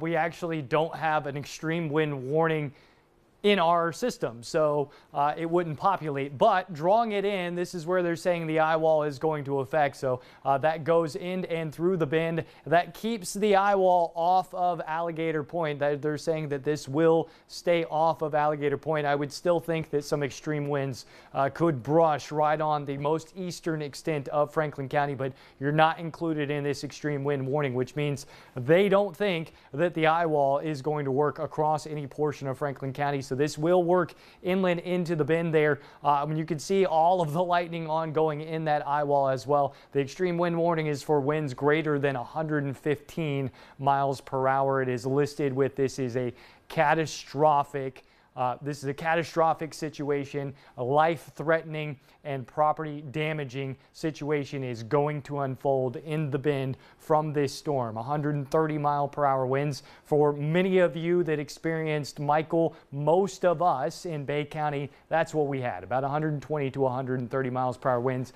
and you saw the damages that did. Once you got over toward Tyndall, it was closer to about 150 and 155 and up as you worked toward Mexico Beach, but that's what what this is going to do. It's going to do EF2, EF3 type of damage across a large portion of the panhandle this wind, which is why when we were talking about this maybe squaring up Franklin County, we were so worried about any individual wanting to stay, because this won't be like any storm that they've ever gone through before there. This is going to be entirely different. Every storm is different, but this is going to be catastrophic and life-changing for the individuals in that extreme wind warning. Unfortunately, that does include Jefferson as well as Taylor counties and working up and through the bend. The strongest surge probably going to end up on the east side of Taylor County there. And again, thankfully for us, this is out of our area and it doesn't, or is not in our area, and it does look like it is going to stay off of the Franklin County coastline. So good news for us that we're not going to be seeing the extreme winds in our area. Certainly still dealing with the storm surge there. Definitely best case scenario for Franklin County was to keep this eye wall offshore. Unfortunately, worst case scenario for Taylor County certainly was this shift off to the east, or a slight movement off to the east. And just a bare miss, barely missing here with this storm. So dodging a bullet in Franklin County, that's all I can say. Certainly thoughts and prayers for the individuals there. They're going to need a lot of help. They're going to need a lot of help. This is not a good situation headed in that direction for eastern portions of Wakulla County, as well as eastern portions of Leon County, all of Jefferson, all of Taylor included in that extreme wind warning. For us in our area, the wrapping up the banding here as well as our trough. So we're actually starting to see improving conditions across our area as well, the western half of the area. So what we were just mentioning with Walton County there, certainly on the western side of the storm, I never really expected to get big impacts in Walton County, but definitely plenty of rain out there from Panama City back up to Mariana, still dealing with the ponding on the roadways. And even though we're not going to get the worst of this storm, still best to just avoid travel through the rest of this evening and overnight tonight, as the roads will need some time to recover from all the rain that we've had today. Thankfully, not seeing extreme flooding happening anywhere across our area, and thankfully looking like we're going to miss the worst of this storm. But this storm really intensifying. You can see the mesos here wrapping up around the center. Those are little areas of extra spin that rotate around that parent low pressure system, which is the storm itself.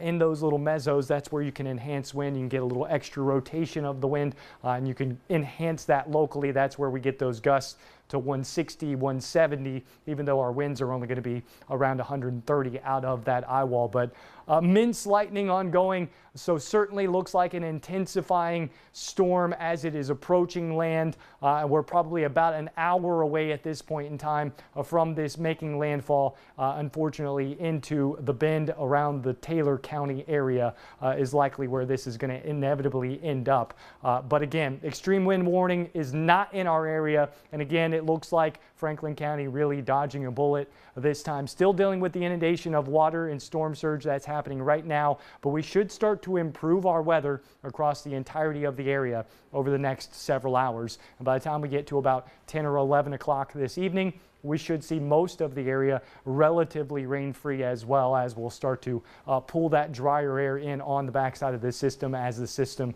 starts to depart. But thoughts and prayers, definitely our thoughts with the individuals off to our east. Tom, Amy? Ross, that extremely, what would you call it, the extreme wind area? Extreme wind warning. Okay, extreme wind warning. How far up inland does that go? It goes all the way to the Georgia line. So it's all the way to Georgia is where we have the extreme wind warning. So that is, they're expecting 115 mile per hour winds to make it all the way to Georgia. That's incredible. We'll talk a little bit more about that in a few minutes. Thank you, Ross. All right, I tried to join Sam Granville a few minutes ago, and I said probably lost a cell signal, something like that, and sure enough, that's exactly what happened. He now joins us live from Apalachicola. It looks like you're getting even wetter there now, Sam. That's right, Tom. It has gotten quite blustery. Coming off to my right is the channel heading out towards the Gulf. To my left is back towards 98 and Market Street. It has picked up quite a good bit over the last 20-30 minutes since the last time that we talked to you. We have a little less shade from the wind here, but it is It is getting quite blustery. As we see, I got a car coming to my right at the moment that's pulling through right now, so it's not dangerous enough, clearly, that people are off the roads, but I got one pulling up on me right now. He's about to drive right in front of me. We're gonna roll with that. I'll step out of the way. But like I said, the conditions are not anything, like we said earlier, that's off to our east. As I'm hearing Ross speak, you know, and just thoughts back to, you know, 5-6 years ago with Hurricane Michael, a somberness is definitely setting in as you know what is happening or going to be happening over there in the Big Bend. But for now, the damages, they seem to be, again, I got another car coming to me over here, but the damages seem to be very, very minimal here in Apalachicola. The wind is pulling in off the water, but for now, everything seems to be no damage, no water coming to shore. It's still pretty dry here on land as far as storm surge. So everything other than rain, the land is pretty dry here in Apalachicola. Sam, thanks very much. Sam Granville reporting live from Apalachicola. Now, hopefully most of you are sitting inside your home watching us. Don't do what those people just did. Get off the roads. That's just pure dangerous. Okay, let us go out and get the pictures for you. We'll bring them back, show you what's going on outside. That's just dangerous to be out there. Yep, yeah. You know, just you never know what's going to happen out there. That's for sure. No, I know it. You know, and I'm thinking Ross mentioned Taylor County, which is Perry. Yeah, and that's where Idalia and Debbie and they were recovering from the flooding. And you feel so bad after living through major storms here. We know what they're going through. And so just a quick thing, I don't want to get emotional. If you get a chance to make a donation to a good charity that will help them and handle them, Red Cross, and my go-to is Mercy Chefs, because they fed us after Hurricane Michael. And they had sent an email earlier saying they're going to head that way to feed them starting tomorrow. So just keep that in mind along with the prayers, because they're going to need some help. I would say pay it forward, but we were paid 6 years ago. It's time for us to pay back. Yep, so, absolutely. So absolutely. Yeah, it's a very good point, Amy. Let's take a quick break. We'll be back in just a few minutes. Stay with us.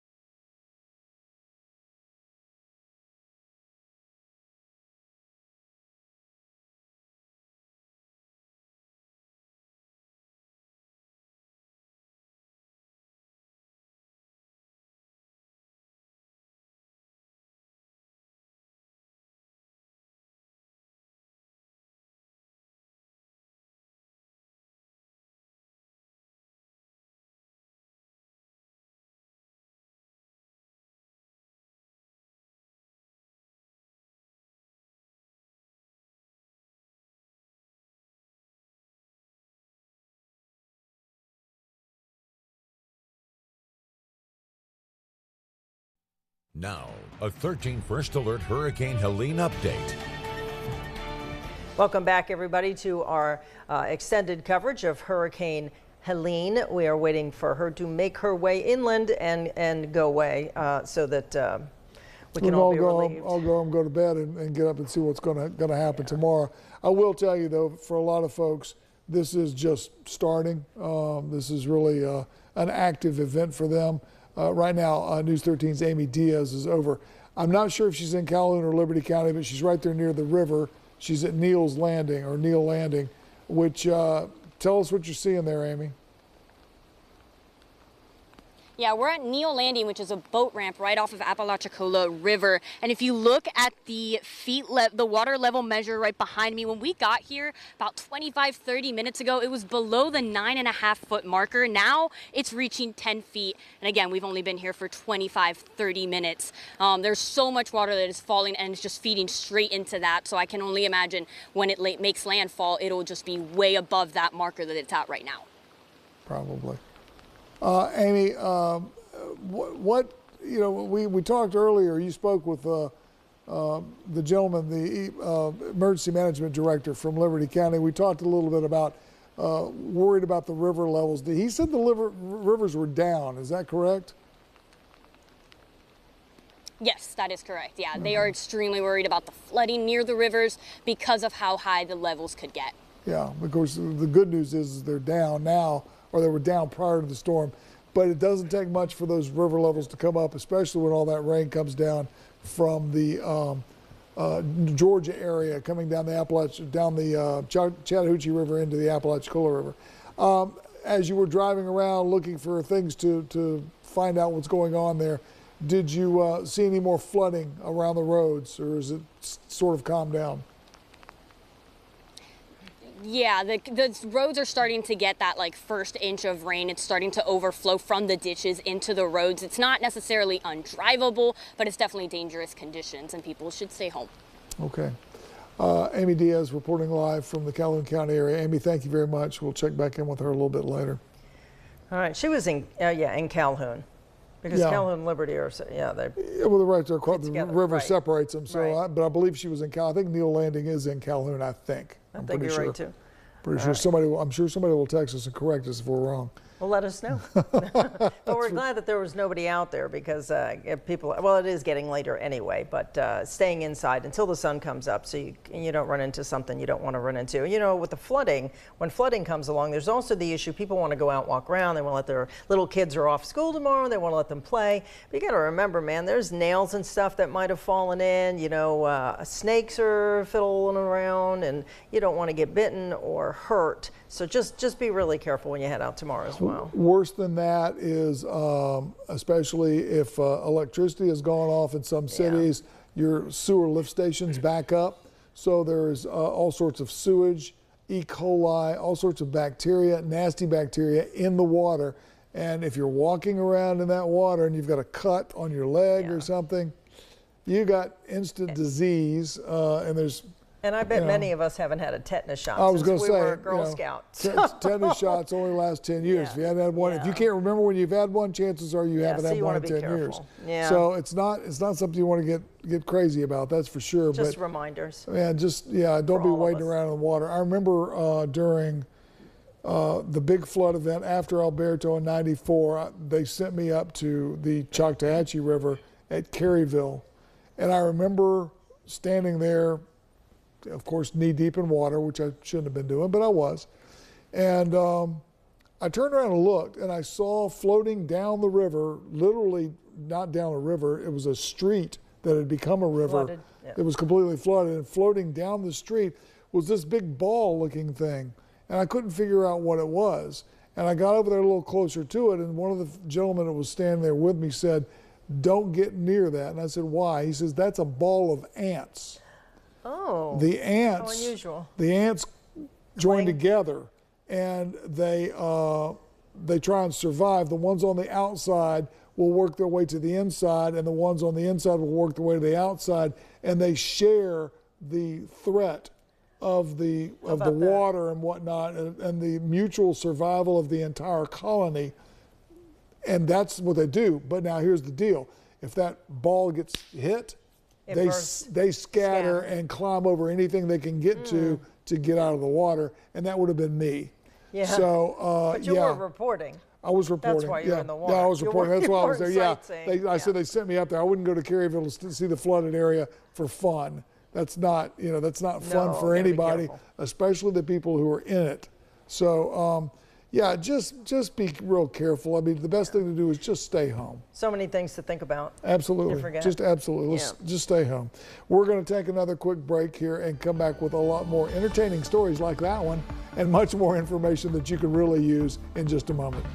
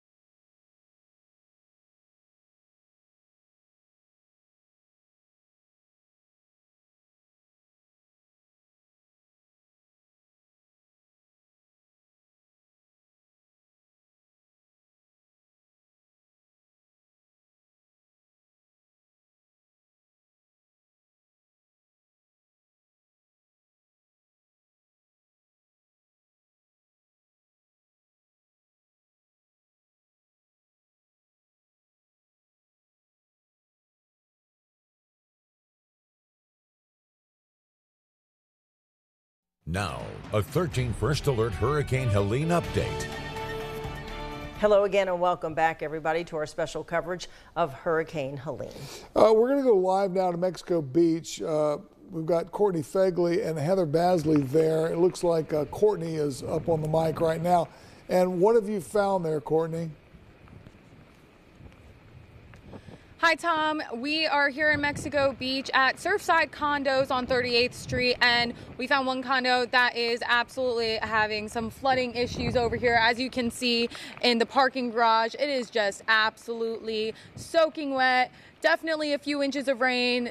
Don't know how deep it is right now. I would say about 2-3 inches from what I could see, but we are certainly getting hit with the rain. I could tell you Franklin County, Apalachicola may have not gotten the rain because it's all in Mexico Beach. So luckily some people, we haven't seen anybody out on the streets. At least people are staying inside or have evacuated the area. However, it is very wet here, so nobody should come out. Everyone should stay inside. It could be very dangerous with flash flooding. And for people who are commuting tomorrow through Mexico Beach, definitely be careful. I hope everyone in this condo definitely, it looks like they evacuated, thankfully, because their cars would certainly get some water damage. But everyone be safe and be careful when commuting. And our hearts certainly do go out to those in Taylor, Wakulla, Franklin, and Jefferson counties. And I just couldn't imagine what things look like there. So here in Mexico Beach, though, we are certainly just getting a lot of rain still. However, the winds did calm down. Courtney, a couple quick questions. First of all, where is that condo complex located? Is it on the beach side or is it across the street? We're on beach side, so to my left would be the road. We are on 38th Street, and then to my right is where the beach is. I could hear the waves over here right now. So it's a condo that's right, it has a beachfront. Okay. Courtney, we appreciate it. But it looks like most of this water is from rain. Okay. Yeah. Courtney Fegley reporting live from Mexico Beach. That looks like a parking lot drainage issue, really. Oh. I don't know that. I mean, you got a lot of rain, obviously, but I think that looks like a drainage issue. Well, yeah. that's what happens. Yeah, it all backs up. Yeah. So even more so to remember, something we forget that's going to happen. So if you drive through it, you might run into an issue. So hopefully it'll be drained everywhere tomorrow. Yeah. By the time we get up let's in the hope morning. so. Of course, if it looks as though we could have sunshine all weekend long, and that will evaporate a lot of this, hopefully. It'll be helpful. Yep. Which we could all use. We've had, you got to remember, right before we had this, God, we had a couple of weeks of nothing but solid rain before. Yeah, the ground's pretty so, saturated. I mean, I would imagine everything's pretty saturated right now. So, we could use a break. Yeah, and we talked about the winds weren't as bad for us, but trees can fall if they're like older and the ground is so saturated. Yeah. A giant, very old oak tree, and I forgot to mention it when we spoke to Jimmy Petronas, fell by, I don't know if it's the old Capitol, it must have been the old Capitol, in recent weeks. Mm-hmm. And I thought, well, and they I don't know if it was just old or if it was from the ground being wet there so much, but might see that again. So trees, all sorts of things can come down the day after. Absolutely. Let's go back in and check in with Ross Whitley, our chief meteorologist, about the latest on this storm. Ross? Yeah, thankfully our area is missing the extreme wind here. That is all concentrated in the eye wall, and that is approaching land, starting to get the eye wall to work onto shore in portions of the bend here.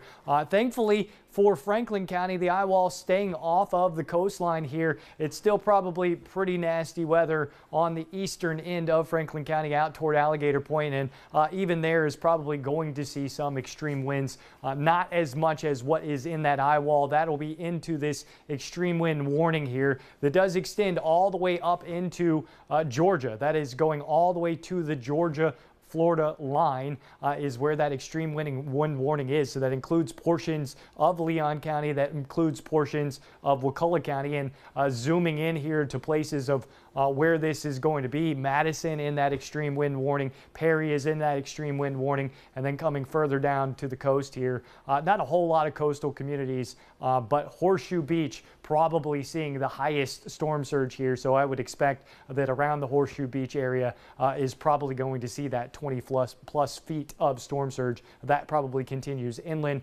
to Taylor County here as well. So that's where the most extreme winds are happening in our area. We're really just concerned about that eastern end of Franklin County, right on Alligator Point, maybe brushing portions of this eye wall, but it looks like that's going to be just offshore for you as the eye does rotate in. And across the rest of the area, if you're in Panama City, probably notice the rain starting to lighten up, probably noticing conditions are getting better. That's because the worst of our weather is now over. That banding starting to subside on the western side.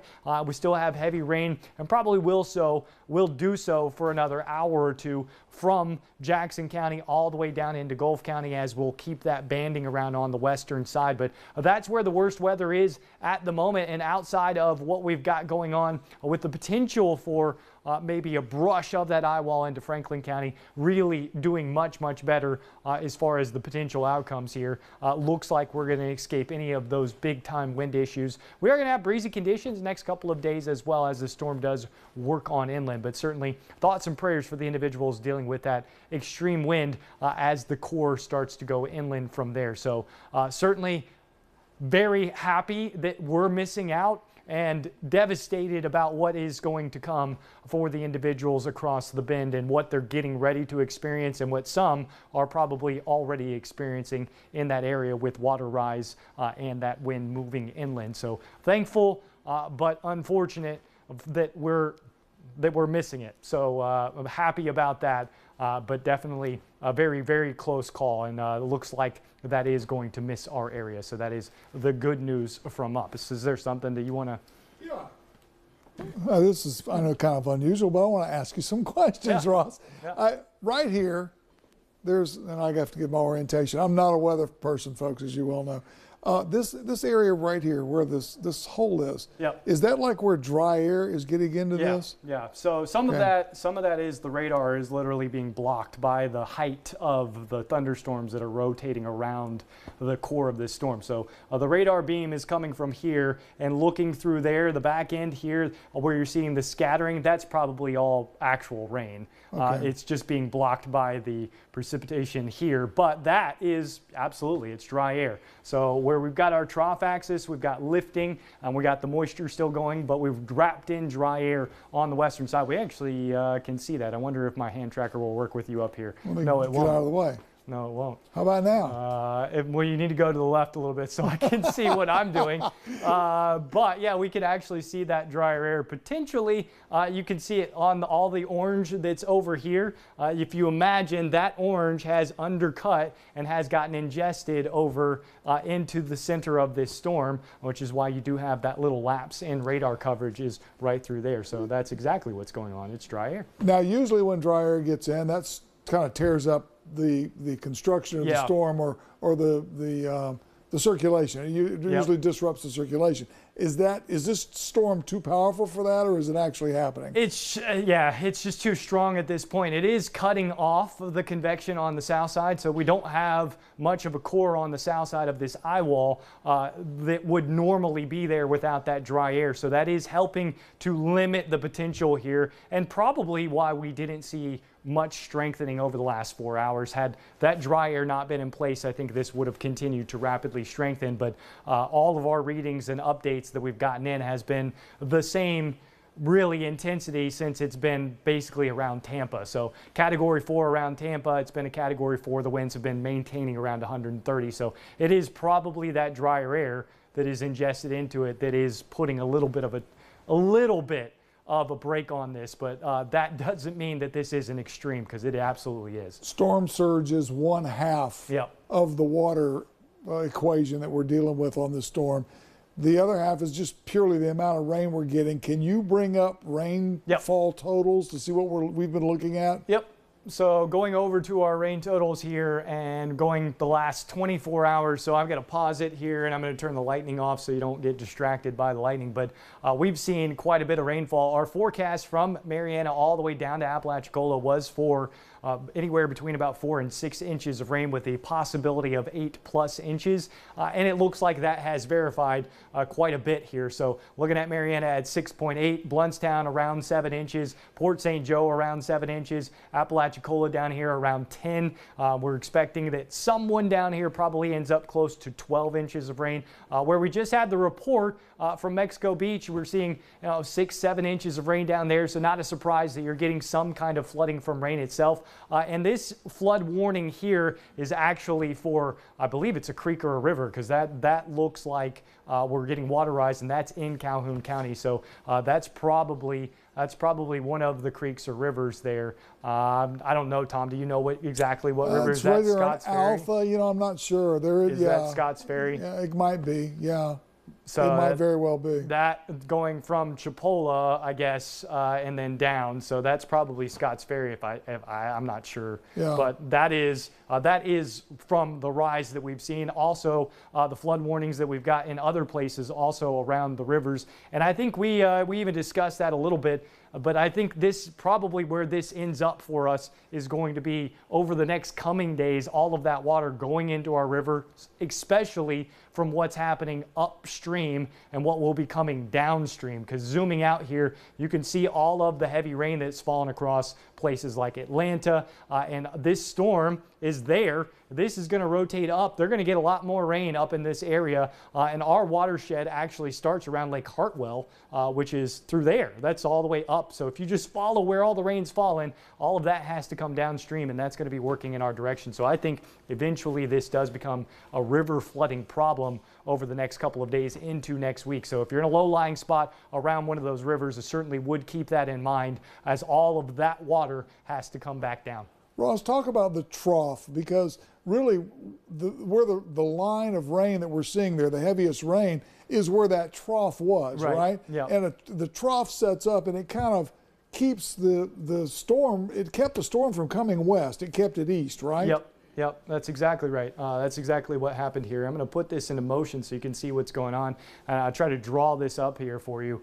So what I've got on here is water vapor. What you're looking at, the orange, that is dry air, as we were just mentioning. The green, obviously, that's plenty of moisture. Where is our upper level low? Well, you can see it right there. And then here is our storm. What we're talking about with this trough, and the reason why I was very confident that this was going to go to our east or into Franklin County, is based off the positioning of this trough. So we had another low pressure that was up here. That has now moved on. That's now over here. But that extended a trough basically down like this. And you can see that that extension also helped to get pulled up with this trough. So basically what we had across our area was two areas of force that was being pulled off to the north. And that extended down into our storm, caught it, grabbed it, and it is now going to rotate around. So as this upper low comes down, our storm going to fly off to the north and eventually combine with that upper low. But that's exactly what happened. And all along that trough,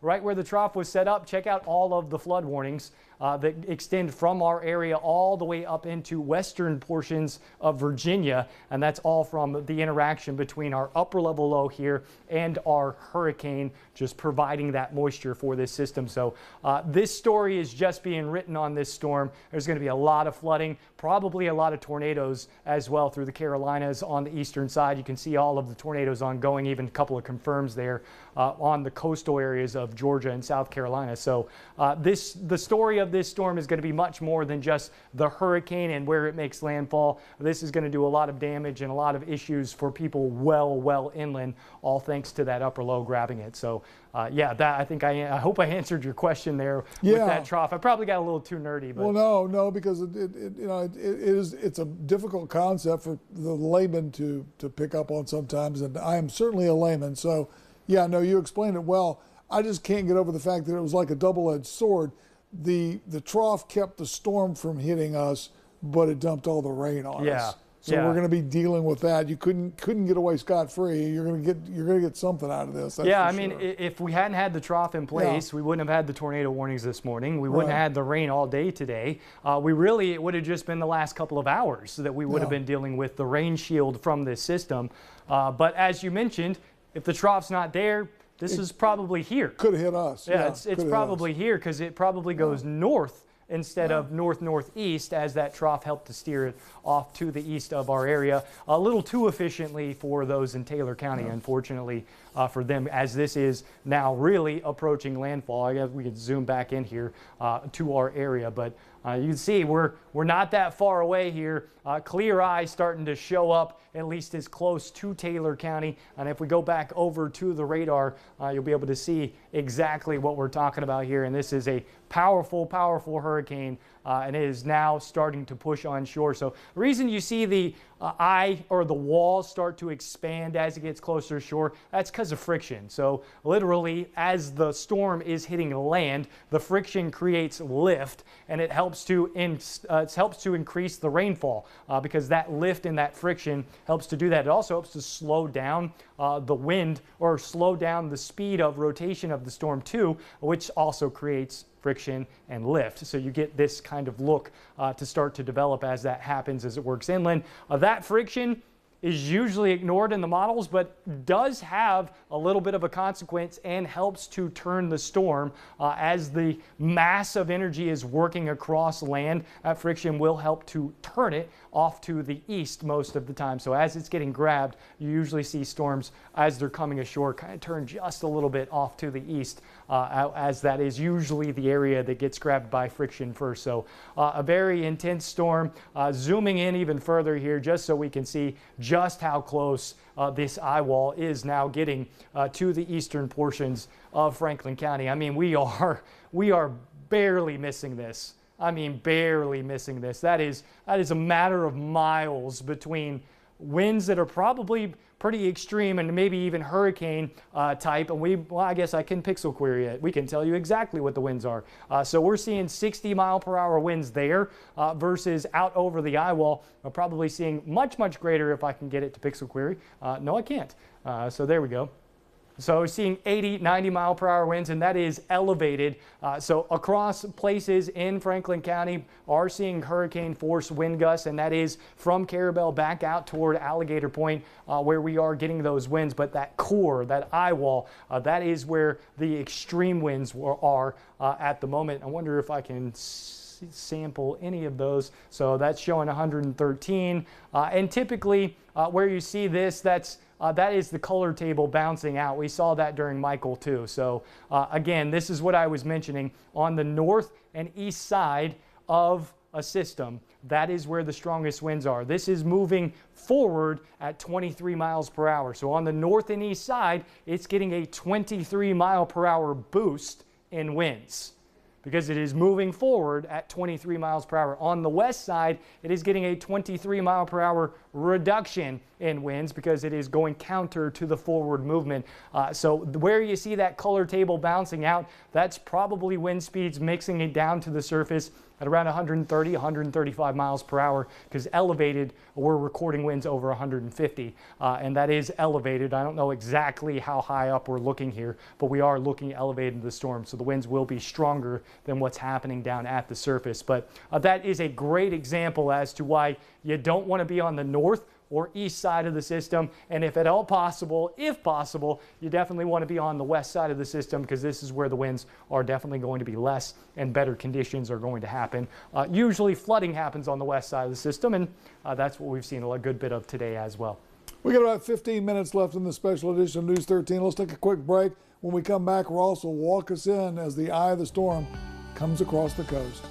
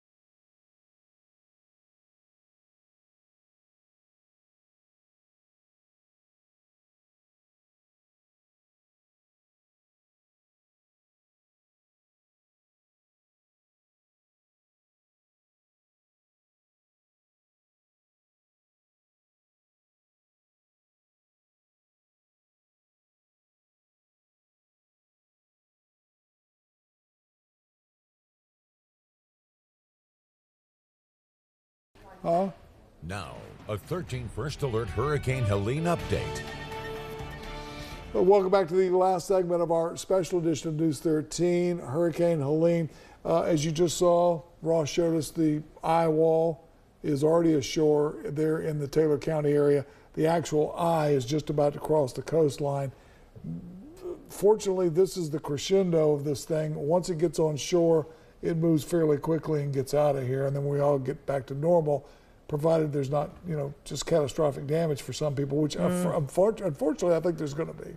Yeah, and unfortunately, too, this continues up into Georgia, as he's mentioned. So those folks up there in the Carolinas, it's hard to fathom that a storm that started so far down can take its way up and just leave behind. And that quickly. Devastation, yeah. I mean, quickly. And you think about this, all of our worst storms that fall late September, early October, we had Opal in 95, which was October 4th, I believe.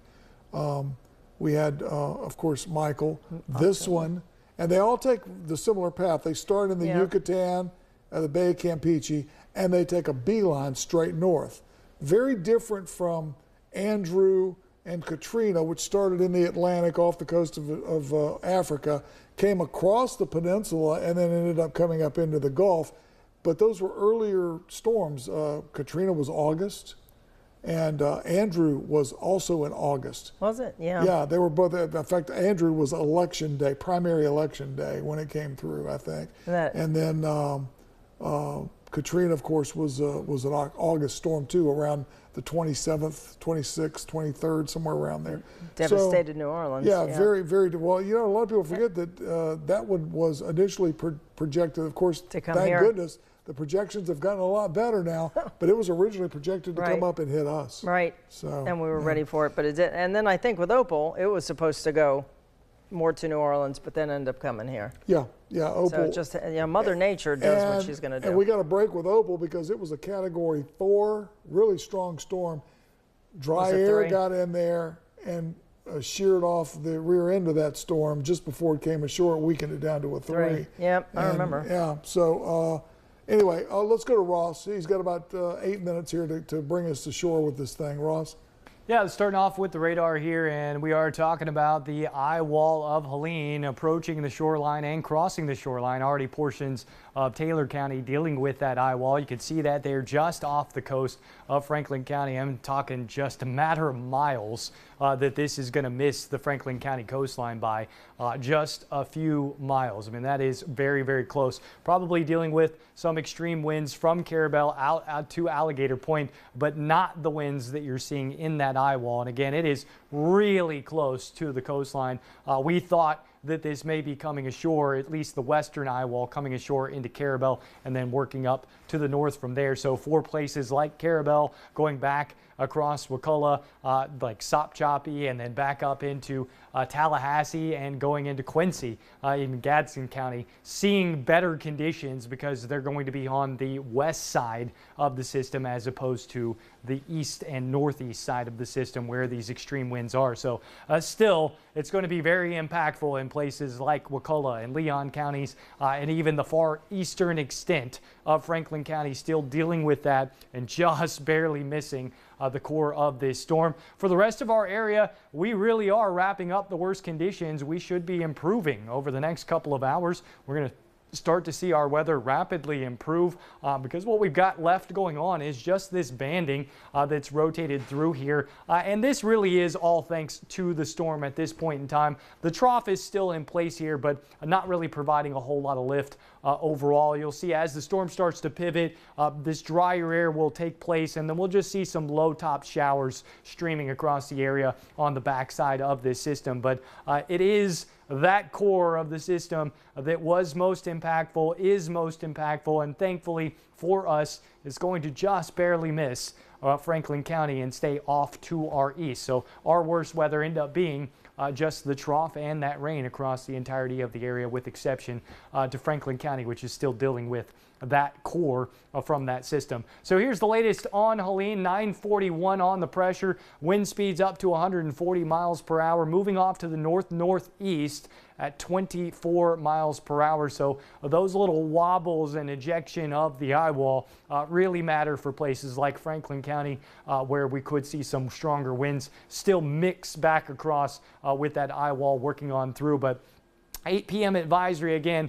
This will be working onshore and should make official landfall in probably the next hour or so. Landfall means a complete intersection, so it has to be completely intersected by the land for it to be a technical landfall. So half of the eye has to be all the way onshore for landfall to be official.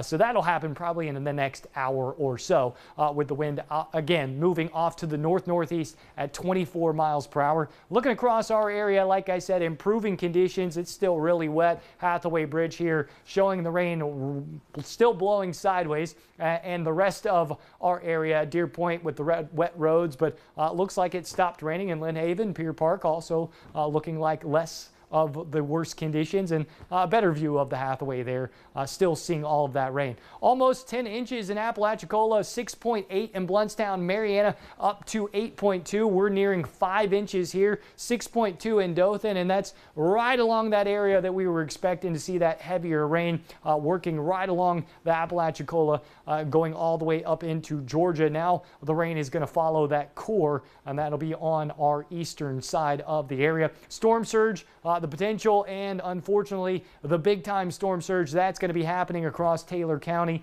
on the eastern side of that eye wall. Right now, currently wind speeds sitting at 28 miles an hour. You'll note right on the tip of Alligator Point out there, that's where we see those oranges. Same thing back across St. George Island, the red and orange is happening out there, so it's probably really, really breezy. Wind gusts quite impressive as well. Not exactly what's going on out over the water, but 46 miles per hour wind gusts, 42 mile per hour wind gusts in Panama City, and we're up to 38, 35. Conditioning's worsening in Tallahassee over the next couple of hours. So our wind speeds, like I said, over the next hour or so should improve. We'll see that eye wall moving onshore, and we'll start to see our winds being reduced. So definitely didn't think this was going to be a wind event across much of our area with us being on that western side, and that certainly did play out that way. Thankfully for Tallahassee, also on the western side, so even though there is going to be damage there and they're going to be dealing with trees down and power outages, it may not be as bad as it could have been had that been a little further off to the west into our area. So that will continue to work inland. You'll see the wind speeds on the eastern side of this storm will actually be much stronger in Augusta than what we had here in Panama City. Likely going to be seeing well above tropical storm force winds in Augusta. There's actually tropical storm warnings all the way into the Piedmont of North Carolina. That is because this storm is moving so quickly. It's just not going to weaken all that much as it does move inland, even though it should be weakening fairly rapidly. Now up to 2,500 reports of power outages in Franklin County, now up to 1,000 in Wakulla. That's going to increase. 2,500 also in Leon. The rest of our area not seeing any kind of power outages, which is good news. Then Okaloosa, maybe somebody ran into a power pole or something. I don't know. I'm not quite sure why they don't have power over there, but we'll likely see the power outages really start to climb up on the eastern half. Hurricane warnings again still remain in effect for Franklin County, but as I said, across the rest of the area, Gulf, Calhoun, Marianna, or Jackson, Washington, Holmes, Walton, and Bay, our conditions are going to start to improve over the next couple of hours. Flood watch is still in place. We'll still be seeing the rain, but we also should see that getting reduced here by 10 o'clock. Just a couple of showers remaining as that storm works its way inland. By midnight, we've got the storm entirely out of here, and it's just breezy and drier conditions on the backside of that as well. So coastal areas here, 84 for our Friday. Saturday sitting at 84 as well, and then Sunday at 85. Monday also sitting at 86. So thankfully we are talking about some drier weather that is on the way across our area. So we will dry out. I think the rivers definitely need to be watched as we're going to be talking about the possibility of those rivers rising as we do go into next week and beyond from there. So unfortunately, maybe not done with the storm overall as we do go into next week dealing with that water that'll be coming downshore. But thankfully, even though things are getting really bad in Wakulla County and getting really bad in Leon, Taylor, and Jefferson counties, things here are going to be improving as we go forward through the rest of tonight. So just about maybe another hour of bad conditions across Franklin County, and then we'll start to see improvement there as well. So thankfully, dodging a bullet this time. Unfortunately, off to our east, they are not. Right. News Nation just sent a headline down, and I believe in the areas that are hardest hit, thousands and thousands of people have lost power now. Yeah. So they're going to be without it overnight. Yeah.